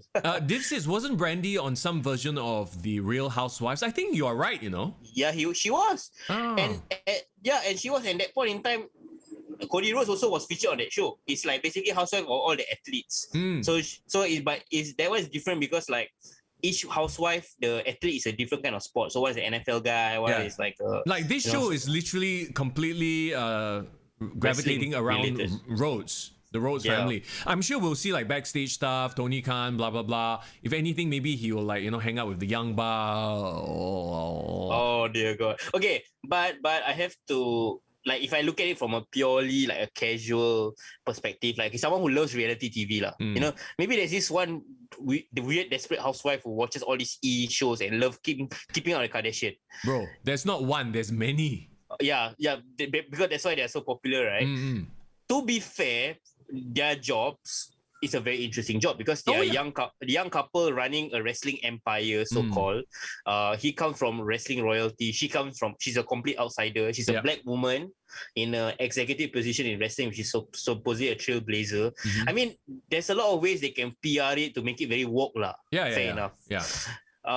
But when you brought it up, right, you said like, you know, it's good to have wrestlers in different mediums so that they can expand and come out with audience, right? I just thought of a very cool show that I think Darby Allin would be great at. Like I think Darby Factor. Allin. Sorry, what? Fear Factor. No lah, not Fear Factor. Okay, Fear Factor because he's crazy, right? Yeah. No, but I think he should be like a very cool host of like a culture show where they like explore tattoo, skateboarding, like Corey Graves, like old school MTV.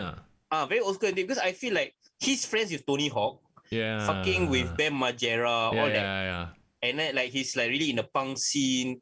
And I mean like I feel like the best way to make wrestling popular and cool is to have all these personalities like really lean into their passions and then make it part of their personality. So like not only they open their eyes to the interests that they are part of the community that loves their interests, but they also know that they are a wrestler. Yeah. Like this is what the WWE network tries to do. They don't do it enough, I feel. But I mean, there have been like, you know, like Xavier Woods and his gaming stuff. They did the Corey Graves thing, but it only lasted like 4 episodes, 5 episodes, whatever. Like they haven't really committed on it. I don't know why. Because for me, the reason why, and I can't believe I'm going to quote Stephanie McMahon on this. Stephanie McMahon actually gave an interview on their Peacock merger when they had their debut episode on the Fastlane, right?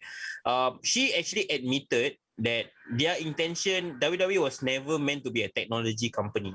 They never meant to be like, they didn't plan to compete with the Netflixes of the world and become like a streaming service and all that. That was just a byproduct of wanting to stay current. So that's why they wanted to relinquish control and give it to Peacock because they want to trust someone who is a proper technology company and they focus on doing what they do best, which is becoming the content creators. Yes. So I think WWE has always been like that, where they just want to create the content and then they just distribute it to some bigger platform that they can see, that kind of thing. Which makes, actually, if you think about it, makes a lot of sense. So they give you're right, NBC will have the expertise and all that, but then they still have to maintain the WWE network because the rest of the world relies on the WWE network, you know? Which is good for us because we don't have to get involved with all their weird American politics.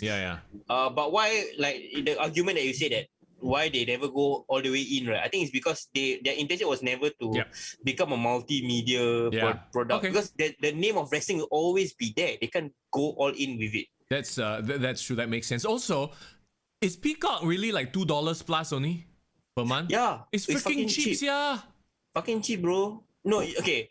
Apparently, if you buy WWE Network with the Peacock, so apparently, okay, I don't know, don't quote me on this, but Peacock has like a basic tier, which is like a $7.99 or some shit. Then for the $2.99, that's where they get the WWE tier on top of it. Okay, so if let's say I already have Peacock and I'm paying $7.99 or $8, fuck that 99 like TY like it's damn annoying. It's such a US thing. But essentially, right, the people in the US are still paying the same amount for the WWE Network. It's still about $9.99. Oh, okay. All right. So it doesn't really change. The only thing that changed is the fact that they just have access to like the NBC shows lah. Yeah. Okay. You know, I'm not going to hate on that. I think that's a really good merger. It only benefits the fans. It's better that WWE acknowledge the fact that they are not meant to be a technology company and don't try to be a hero on this. And let the people who know how to do it. Also, how much do you think Peacock or NBC is paying them for this? Fucking a lot, bro. Content acquisition, man. Yeah. You know lah. I know. You know what it could have been. Yeah, right. But man, okay. So that aside, anyway, to go back to our point, which was the roads to the top. To the top. I know a lot of people were expecting me to just shit all over it, but you know, just thinking about it, it's good. It's good for business. And when you look at the AEW roster, who else is going to do it? Who? Chris Jericho, but he's busy with Fozzy shit, I'm sure, and he doesn't need this. That's the only person I can think of that would make an interesting show. Like MJF, no. And Cody Rhodes is technically a great ambassador of AEW. Yeah, because he literally, that's his whole baby, that's his thing. So, you know, and there's the whole story of Brandy being pregnant and them trying to make deals, and then his interaction with Shaq. I think it will be an interesting show, and I will watch it. Maybe right? Yeah, I might grow to like the Cody Rhodes. Like, okay, when I watched Miss and Mrs. or the first season, right, I thought like, why is so interesting about the Miss that he can fucking have his own reality show? Like really, man? Yeah. You know? And then, right, I realized, right, the one that, you know who's the real star of the show? The mother, is it? The mother and the father, yes. Yeah lah. Mother is like fucking like old school housewife, but like very machi style. Yeah. The father is just a fucking bully who like just shits on his son all the time, and he's like constantly needing his approval. Yeah. So that and then also like why I prefer personally, bro, and you might be surprised to hear this, like my favorite out of all the reality TV shows that WWE has produced is Miss and Mrs. Really? Why I like it is because obviously Total Bellas and Total Divas, and I know you're a fan of them, they really focus a lot of the female cattiness and drama, right? Yeah. Right. I mean, which obviously is also an appeal why people watch the episode. But I just like how the Miz is such a dude. And like he focuses on like humor and like it's very fun to watch, and it's like they don't get too serious, you know. And even like Maurice, right? She's such a cool girl. Yeah. That like the kind of the chemistry that they have is like not like John Cena and Nikki Bella, like forever toxic and shit. But it's really forever toxic. No, they feel like a loving couple. Yeah. Do you watch Brooklyn Nine-Nine, bro? Yeah. Oh, it's like it's like Jake and Amy. Jake and Amy, right. It's just it's fun lah. It's fun, and you are happy watching them do and come up with their shenanigans. Well, let's hope that Brandy and Cody can come up with the same sort of vibe and not just be incredibly eye-rolling. Let's move on then. Let's move on to the Hall of Fame, which is what we wanted to talk about as well, because there were a couple of names just dropped, and we'll get to that in just a bit. But this year will be a combination of last year's Hall of Fame and this year's Hall of Fame. Yep. So it'll be an interesting one. Batista, the big news, he's not on this year's Hall of Fame because like he came out and said that he couldn't make it. So they would do another year for him. But of course, the rumor is that they wanted to do Batista when like actual like proper crowds could be there. But isn't it quite sad then that the rest of the inductees have to be inducted to nobody? Yeah, I guess. Well, not nobody. What? Wait, are they still doing it at the stadium with people, or are they doing it as a... So the plan, from what I hear, is that it's going to be a closed-off set, and it's pre-recorded, but they're going to be inducted in front of their friends and family and co-workers. So it's like a company thing, lah. Oh, okay. So it's like the old school, like the first few versions of the Hall of Fame. Like the ballroom. Yeah. I mean, that would be cool. I mean, it's intimate at least. Yeah. Okay, so just running down last year's inductees, right? We have John Bradshaw Layfield. Yep. Yeah, we have the British Bulldog. We have Jushin Thunder Liger. I wonder if he's making the trip down, or maybe they'll just do a Zoom thing. I mean, I hope it comes down. But we talked about them. The Bella Twins will be inducted this year. Bella. I mean, Bella Twins inducted to no one. I mean, good for them. and the NWO. These are all 2020, by the way, when they announced it. But of course, due to COVID, none of it actually, resulted in a ceremony. So they will be combined with this year's. And interestingly enough, everyone was like, how come NWO didn't include Eric Bischoff? Well, this year's inductee, Eric Bischoff. Nice. I'm back. I love it, man. And I'm better than ever. Yeah. It makes sense. Well deserved. Not just for the NWO stuff, but for the entire WCW era. And then after that, coming to the WWE, which was a huge shock. Do you remember when Vince McMahon announced the new GM? It was Eric Bischoff. And then I was like... Then, like everyone say like hell has frozen over, right? And I remember JR's call and King. I think it was King and JR. Was it? Yeah. King. It was King and JR. And King was telling like on commentary, he was saying like, you know, I remember when Vince and I were in the back and wishing death upon this guy. What the hell, you know? I remember those exact words coming from King. Yeah. And he really sold that rivalry between Eric Bischoff and Vince. And well, I mean, from there we had, you know, many moments like 3-minute warning, him forcing himself on Stephanie McMahon, which was very awkward. HLA. And various other shenanigans. Raw Roulette. You gotta give credit Raw Roulette. to Eric Bischoff for Elimination Chamber as well. That's right. Yeah, there you go.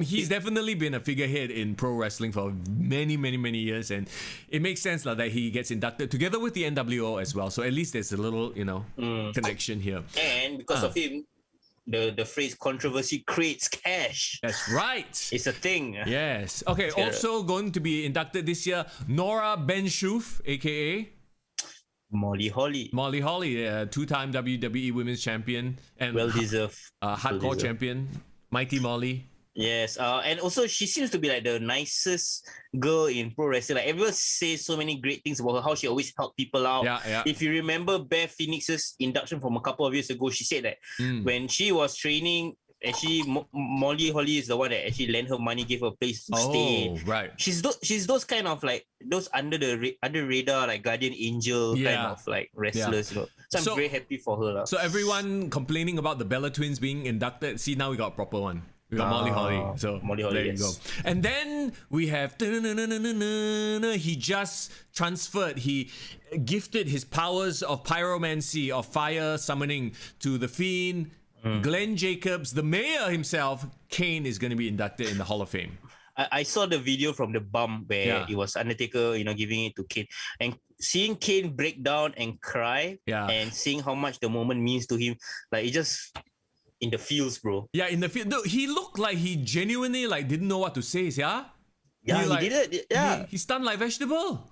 He stunned, and also it was the worst Zoom connection ever. Probably like on par with mine. like what the fuck is Undertaker talking in the back of a car? I mean, like, man, like. Yeah, he couldn't have like gone to a studio or in his own home, right? He freaking like, on his handphone in the back of his truck. I'm like, what? Why? Okay lah, but no, because it was recently also Undertaker's birthday, right? He turned 56. Yeah. And then I saw this post where he turned 56. Kane is getting inducted. Like literally, our childhood is officially over. Like I felt it, man. I felt it, bro. But I mean, it's gotta be Kane all the way from that Glenn Jacobs. I mean, let's not forget he had to endure a lot of bullshit, like Isaac Yankem DDS, fake Diesel. And he was almost on the way out before they pitched this character to him.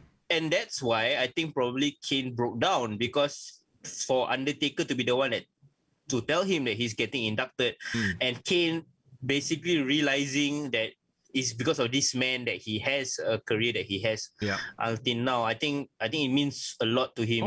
So the bromance is stronger. Who else other than Undertaker should induct him? Nobody. Paul Bearer, if he was alive. If he were alive, maybe, yeah. But I think Undertaker is the perfect man to induct him. Like, literally, Undertaker and Kane. Like, if you watch their... What was it? Which story was it already? Yeah, it's the one where the Brothers of Destruction, where they talk to each other, is it? Yeah, they talk about each other. Yeah. Like, you can tell they have so much respect for each other. And, like, essentially, they both elevated each other's careers because Undertaker needed somebody to be his monster sort of villain.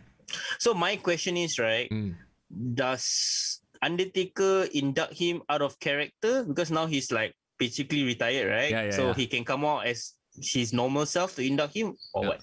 No, like he should come out as his normal self. Glenn Jacobs will come out as Glenn Jacobs. I don't know, maybe he can do the one last time, the fire, pyro one last time. But I mean, Glenn Jacobs has shown up on Raw before as Mayor Glenn Jacobs, right? Actually, right, maybe that's why WWE kind of gave us that initial hint, because Kane was a surprise entrant in this year's Royal Rumble. Yeah, that was so it. That could be his final swan song, maybe. Plus, don't forget there was corporate Kane for a while, so we are used to seeing his face. Yeah, so it's not awkward or weird. Yeah. Oh my God. Concessions Kane. Do you remember Concessions Kane? Oh yes. Irvin just suggested maybe Lita should be the one. Hey, no link.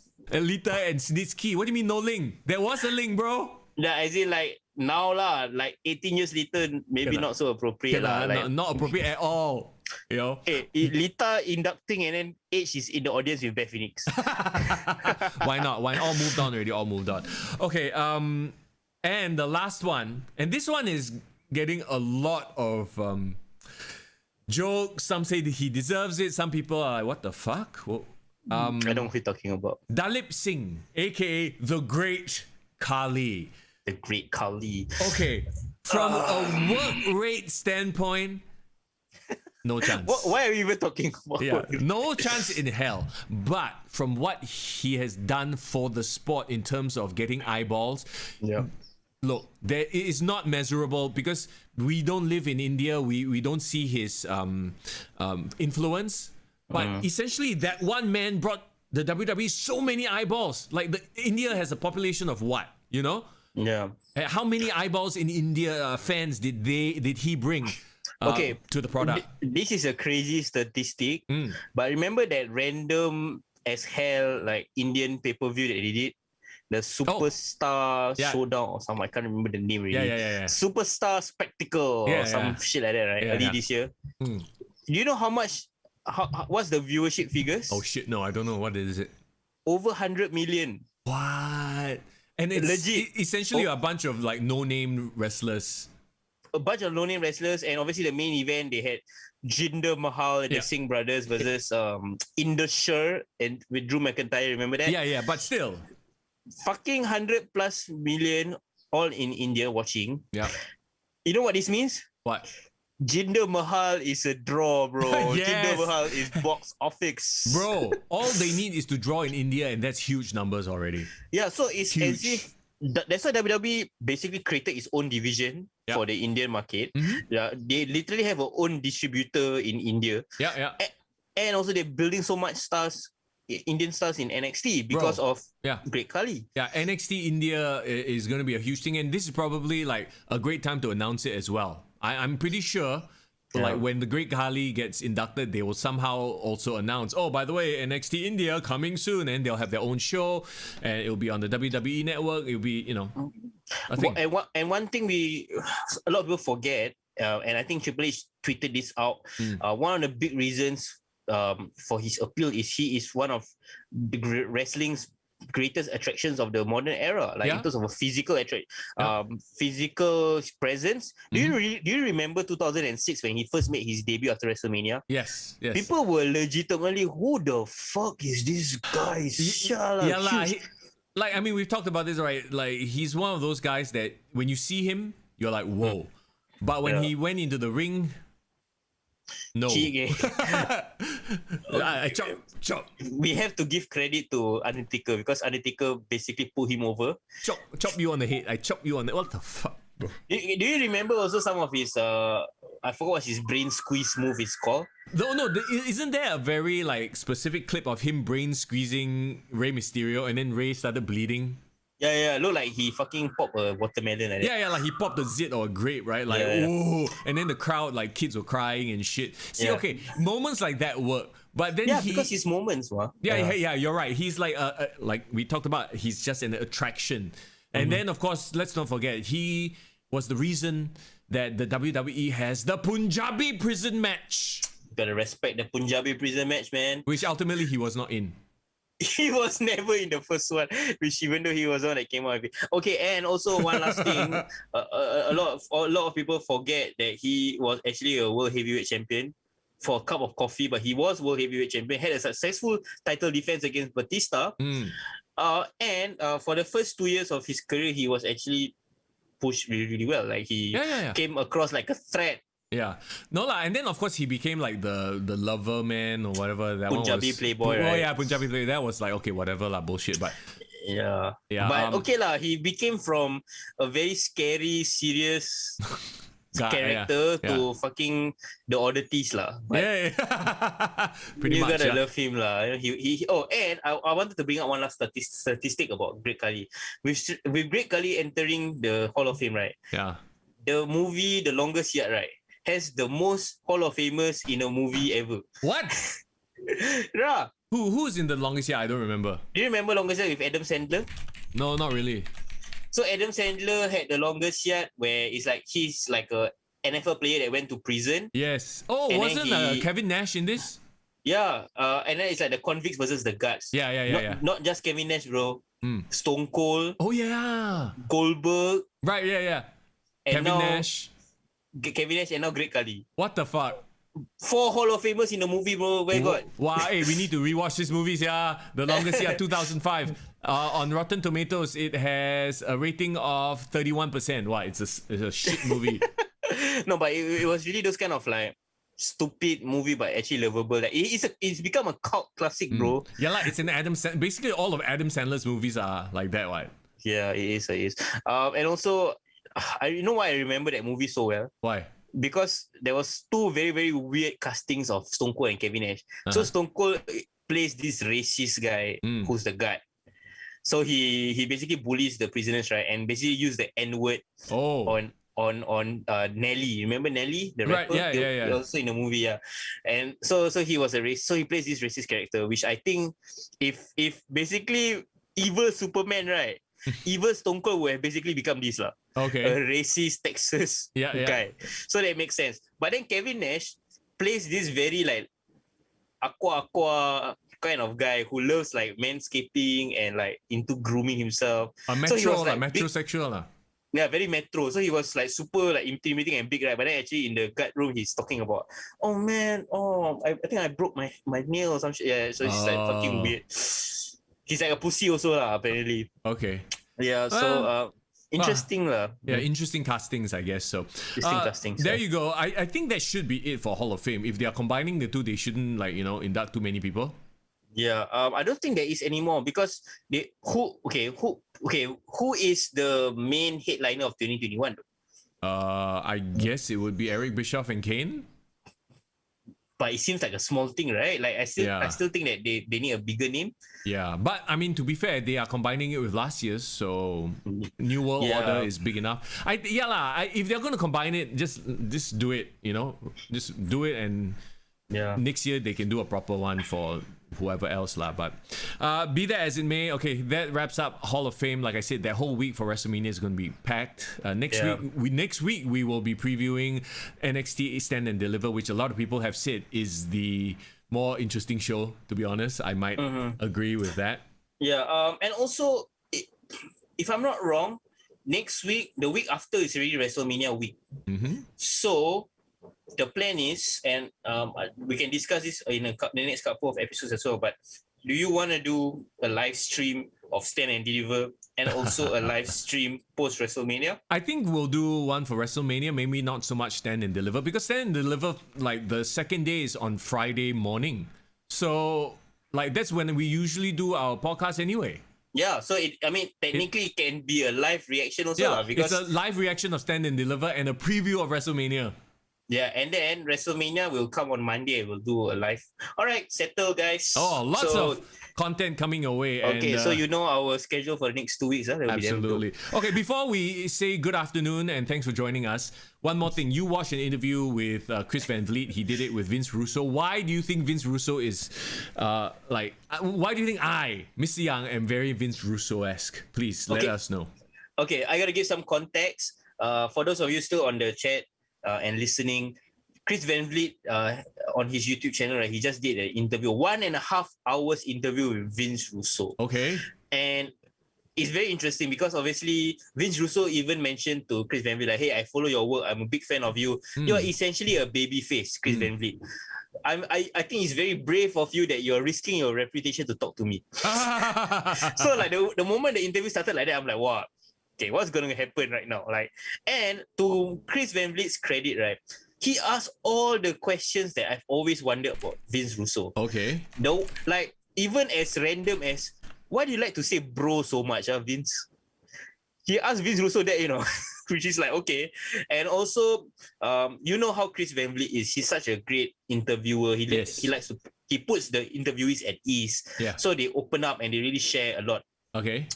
So, first of all, you'll be very, very happy to know that Vince Russo is not a fan of AEW at all. Right. he doesn't watch current wrestling. He's not a fan of wrestling now, but he's forced to watch Raw. He's the only wrestling show that he watches now is Raw because some third party companies is paying him money to basically review Raw lah. Oh, okay. So now what he's doing in his life, he basically runs two wrestling podcast networks. Yeah. So he have all these like other wrestlers podcast under his network. Sure, and that. sure. So that's his main thing now. He's always wanted to be a radio guy. Right.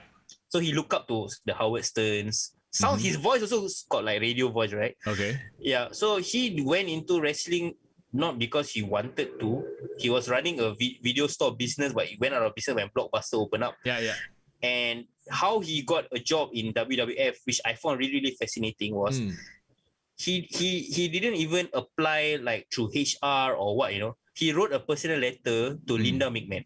Oh wow! So it wasn't he in the Raw magazine first, and then like we've watched the history of Vince Russo before. It's been done on I think the WWE Network and other documentaries. I don't know whether he was on the WWE Network, but his history is well documented for sure. But why I found his thoughts on wrestling very, very fascinating is Chris Van Vliet asked this question. As the most so-called successful writer of wrestling, in the most successful boom period of wrestling, right? What do you think like wrestling needs to do that it can become like great as he was last time lah? Yeah. And like every time I hear like him saying on his own or like Jim Cornette says what he says, like I always hear very conflicting reports, right? But he essentially, the way he described it, right, it's like it makes so much common sense, and I feel like more people need to hear what he has to say on this matter. Okay, what is it? He basically said that the reason why WWE was so successful last time was because he treated wrestling like a TV show. He made the comparison that because Chris Van Vliet gave the counter argument saying that people don't watch TV anymore. People are on YouTube streaming. If you miss an episode, you can watch it and blah blah blah. And then he argued. He said he doesn't agree with that because he gave the example of your Game of Thrones had 30 million viewers per episode. People were looking forward to the next episode. It didn't matter that they might miss it, but they will make sure that they won't read the spoilers. They want to watch the show. Yeah. So it's like almost become like a community. Like people just want to watch it first. So he disagrees that because WWE and AEW makes the excuse that they are going head to head against NBA. Yeah. They're going head to head against impeachment and all that. The reason why 10 million people watched wrestling last time is because the show quality, everything was treated really, really good. And the format of the show made it work. He argued that this is according to his research and statistics. A talking segment starting off a show draws more ratings than a wrestling match to start the show. Yeah, I will agree with that.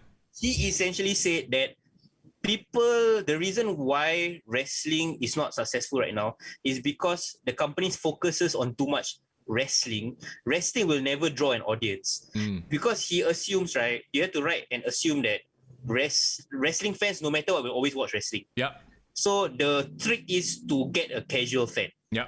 Why a casual fan won't turn on and watch wrestling because they like wrestling? They will turn on and watch wrestling because it's something interesting, something viral, something that is weird and good quality or what. So that was another thing that Chris Van Vliet said. So, but then doesn't that mean you rely on like Shock and Crash TV to get an audience and all that? Then he said, what informed his like thinking back in the day is the reason why he thought that way, because of what was around the culture at that point in time. That was an in thing, mainstream thing. He said that if wrestling focuses on reality, like what is current and what is around, and doesn't ignore it, doesn't ignore reality, then people won't look at it and think it's stupid. Like you can basically create storylines that doesn't insult the audience attention and make it good, and they have a reason to fight, so that the format starts with a talking head. You set up the story. The main story arc happens throughout the show, and then the payoff will be at the main event. And I always thought that is some of the episodes of Raw, even now, that I will enjoy the most. When something happens at the beginning of the episode, you want to stay all the way to the end to watch. And he disagrees, one last thing, right? About people say, the ratings don't matter anymore. he said the ratings still matter because you have a minute by minute breakdown of exactly when audiences tune out. Right.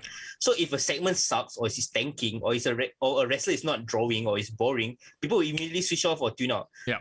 So what works was when during the Attitude Era, basically the ratings dictate who had more screen time on Raw. So if there was a segment with Goldust that was entertaining, he's like, oh, Goldust is actually not a bad character. Okay, I'll give more Goldust segments. So in a way, he's trying to say that WWE doesn't really listen to fans or let the fans dictate things organically because yes, they want to tell a story, but the problem with telling the story is they are so wrapped up in their own wrestling bubble that they don't get out of it and see things from like we are in our own bubble so much that we don't exist in the real world. That's why people in the real world cannot. We are like you see, we're on the outside looking in. We're not in the exclusive club. And he said the biggest problem with AEW is they just cater to that crowd so much they will never grow their audience. Exactly. I mean, we've talked about this ad nauseum. Like, you are not going to get your casuals by having a bunch of dudes that nobody knows out there in matches, triple threats, trios matches all day long, right? So yeah.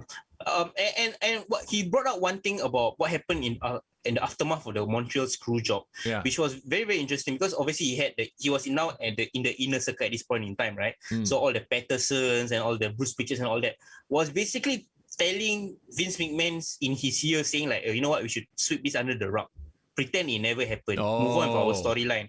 But Vince Russo was the only one that spoke up. I mean, according to him, like, we don't know whether he's telling the truth, right? He said that he was the one that said like, what the hell are you guys thinking? Are you all literally gonna ignore this? This is literally the most obvious thing. Everyone is discussing this coming out of Survivor Series. You should address this and be all over it and set the narrative instead of pretending it doesn't exist. So that was actually the inspiration for why JR interviewed Vince McMahon and he talked about the screwed bread. Yeah, and then the whole Vince McMahon character came to be Mr. McMahon character came to be.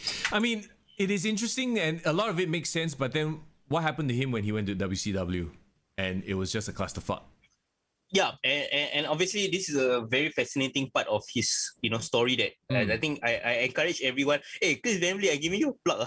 No, but like one thing I like about the interview was he was very, very honest. He owned up to a lot of the flaws that he felt so he said he was very Italian about his thinking was very Italian when he was in WCW. Okay, very Sicilian, very Sicilian. So what I meant by that was he felt like at that point in time everyone was looking out for their own interests in WCW, and like no one was gonna like say, okay, I'm gonna listen to you, So he felt like, okay, you know what? If no one's gonna do this, I'm gonna do it myself. He had that kind of attitude, right? So when he said why he very Italian, right, meaning that he basically had to pick and choose the ones that is loyal to him. Okay. He had to work with the one that's willing to work with him so that he can focus. So even though he was a head writer by name, he basically had no stroke anywhere. Yeah. That makes a lot of sense. And you remember like his whole he came out with Jeff Jarrett, and Jeff Jarrett did the whole, he laid down for Hulk Hogan, remember that?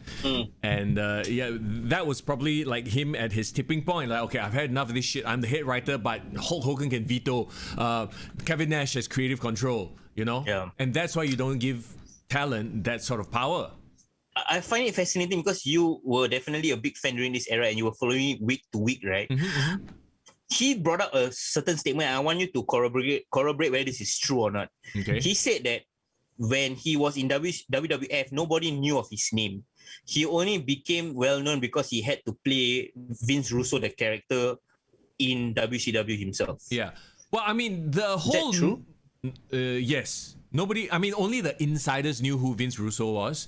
Yeah. But then, like, this whole thing of how he thought that he was single-handedly the catalyst for the Attitude Era. Like, I mean, the guy has a bit of an ego about him. And what has always been said about him was that he had a lot of great ideas, but he never had the filter that was Vince McMahon. Yeah, and I don't disagree with that. And I mean, I know his history as well. And I think he said that that's also one of the reasons he didn't do so well in TNA. Yeah, because he didn't have a Vince McMahon to ultimately say, okay, this is a good idea, but just, Yeah, he didn't have a good leader on top of him to give, green light to good ideas or bad ideas, cut down bad ideas. So and he said the reason why he left the industry, he said after he worked 10 years in TNA, he left in 2012. He never do wrestling anymore, like be work in a TV show, was because in 2008 he started to have all these new generation of wrestlers coming in and basically not respecting or like not wanting to work with him Because of or his like, reputation. because of the reputation, yes. Right, correct, right? And also like because he's trying to give advice or he's trying to say that, okay, I have this experience, you're not tapping on my experience. And he brought up this very, very interesting point that I think you can definitely see. Okay. He said that all the old timers in AEW is probably feeling what he felt right at that point in time, and that's why he left.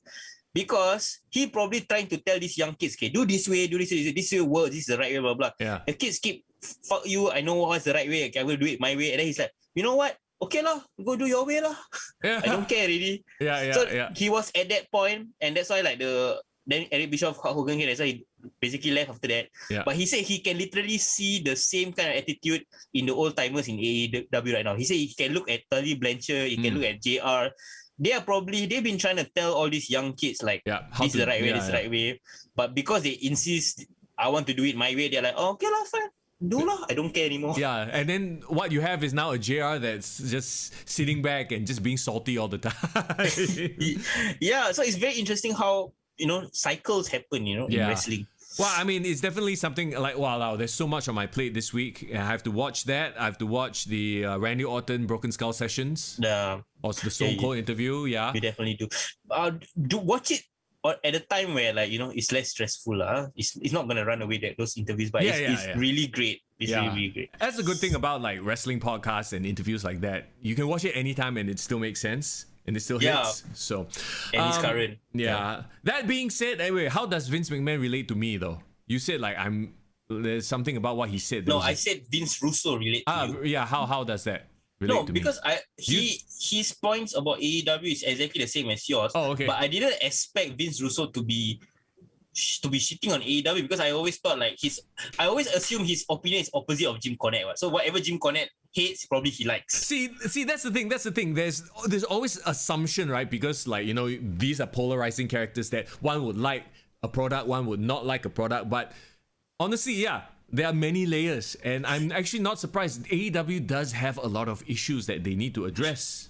And the funny thing is, you probably just figure out what is the one thing Vince Russo and Jim Cornette can agree on. They both don't like AEW. Well, that's the takeaway. Maybe Chris Van Vliet should interview Jim Cornette. No, not Jim Cornette. The guy whose nose is so far up Tony Khan's ass right now. The Wrestling Observer guy. Dave Meltzer. Dave Meltzer. Maybe he should interview Dave Meltzer and get his opinion. I want to hear that interview. Bro, Vince Russo actually literally said in the podcast, like, no one reaches out to me for interviews. I mean, obviously, I know I've been blackballed, but that's why he said he was very curious that, Chris Van Vliet, you sure you want to interview me, and then he said, like, he's nothing but honest in his own opinions and thoughts. Then it just led me to thinking, what if one day Kick to the Gut interview Vince Russo? Oh my god, I would love quite it. Free, right? I would love it. He's quite free. What the hell? No. I mean, I don't mind. He just turned 60, bro. Can you fucking believe it? Well, I mean, here's the thing. He was responsible, even if it's in a small way. He was still responsible for a lot of the Attitude Era, the boom period. And here's the thing. Depending on your circumstance, and me being from the media industry, I've seen this happen so many times as well, right? Yeah. That you might be a star at this time in period because of management, because of your partner, but then when you move on, it's different management. They don't give you the same creative control. They don't give you the same partners. You could be just coming out with nothing but shit. So that's exactly what happened to Vince Russo. It was like the perfect confluence of right boss, right time, right ideas. During the Attitude Era. And then when he moved to WCW, wrong boss, freaking other people have creative control. And then when he moves on to TNA, laggy worse. And then he's older, you got younger talent not respecting him. And it's just he had his moment. And it's not to say that he's great and he will always be great. No. Also on the same thread, he is not bad and always will be bad. We all have different peaks and valleys in life. Yeah, and obviously impressions change. Like I think nothing is permanent. So like, your opinion of one person could change based on something that happened or what he did and that kind of thing, right? Yo. There's so Yeah. many wrestlers in history that are the exact same. HBK used to be a complete prick. Yeah, everyone hated him, right? Yeah, and now he's universally loved. No, because I just keep laughing because I'm thinking of the thing that Jim Cornette used to say, like, when Vince Russo dies, he's gonna be the first one to piss on his grave. Ayo. So I'm like thinking like, wow, okay. But It's a shoot lah. At the end of the day, Jim Cornette is an entertainer, so he says this Yeah. shit just to be entertaining. okay, so one last thing I wanted to say, like, what's the takeaway in terms of my opinion of him? That a newfound, not say I don't know whether respect or admiration is the right word, but like an opinion of him that changed for me is that he said in the interview that he is actually a very everyday guy. Like at the end of the day, he Sure. as much as wrestlers are famous, make money, have all that, right? He always sees wrestlers as blue collar workers, people who are, he likes to be down in the trenches with his workers. He wants to be working with the wrestlers. He wants to be working long hours and do those hustling and ethic. He doesn't want to be like a manager sitting at the corner with like the swanky office ordering people around. He said that was one of the reasons why him and Eric Bischoff is not on talking terms or don't get along well, because Eric Bischoff was always come across as an executive. He likes to be the one that tells people what to do. He wants to like basically macro manage instead of be in the trenches with the talent. And I think that came across. It seems very genuine that Vince Russo is actually the kind of guy like, yeah, you don't have to respect me, you don't have to blah blah blah, but I'm gonna work hard with you. I'm gonna be a colleague to you instead of like a boss. Yeah.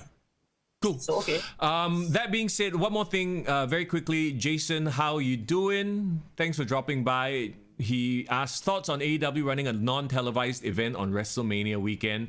So AEW, they've announced their first ever non-televised event. So they're doing a wrestling show on that Friday before WrestleMania. I mean, if anything, it's just to capitalize on the wrestling hype, because their appetite for wrestling during WrestleMania weekend usually grows. So that's all that is. I don't think it's to take away from anything. It just makes sense. Yeah, it's basically akin to when WrestleMania comes to town and all the small indie promotions run shows in the same week in the same town. Yeah, because there is an appetite for wrestling, so this is fine lah. It's no big deal. And basically, I don't think I'll be watching that also, so it's okay lah. Hello, it's non-televised. We definitely won't be watching that. Oh yeah, but we'll know there will be results, right? Yeah, but I mean, so who are they performing for? Like the 10, 11 people in the audience no that day, or what? Daily's place lah. So there will still be people. There will be fans who are hard up for wrestling action. They'll be there. Yeah. I don't think they will be able to take any attention away from WWE. That will be WWE's week. Yeah, for sure. I mean, with NXT, with the Hall of Fame as well. So it's going to be an exciting week for wrestling, and we're going to be here for the entire ride. So thank you so much, by the way, for hanging out here on the chat. And if you're listening to the podcast on Spotify and Apple Podcasts, thank you as well. We appreciate it. Hey, follow us on all our social media, on YouTube to catch the live streams. On Instagram, you can slide into our DMs. Yes. Titus will slide into our DMs. On we're trying to Facebook as well. We're trying to get 500 followers on Instagram. Now we're on 450 around there. So 50 people, please follow us. Round up the number a bit. Yeah. If you haven't followed us, drop us a follow. We'll appreciate it. And of course, hit subscribe on that YouTube channel as well. So catch us on the live podcast whenever you want. Indeed. And also, lastly, because it's WrestleMania week, WrestleMania weekend as well, we hope you interact a lot more with our social media. So we are on Facebook, like you said, YouTube, and also as well on Instagram. We appreciate it. You guys especially joining us on the live stream. So please join us more. We try to keep the interactivity going. Absolutely. Our Insta stories always got polls and funny stuff and weird stuff and me bitching about AEW. Okay. That being said, next week we'll be back. NXT Stand and Deliver. That's what we will be previewing. It's going to be fun. I can't wait. So we'll see you guys next week. In the meantime, as always, it's Mr. Young. And it's Foreign in the building. Have a great weekend.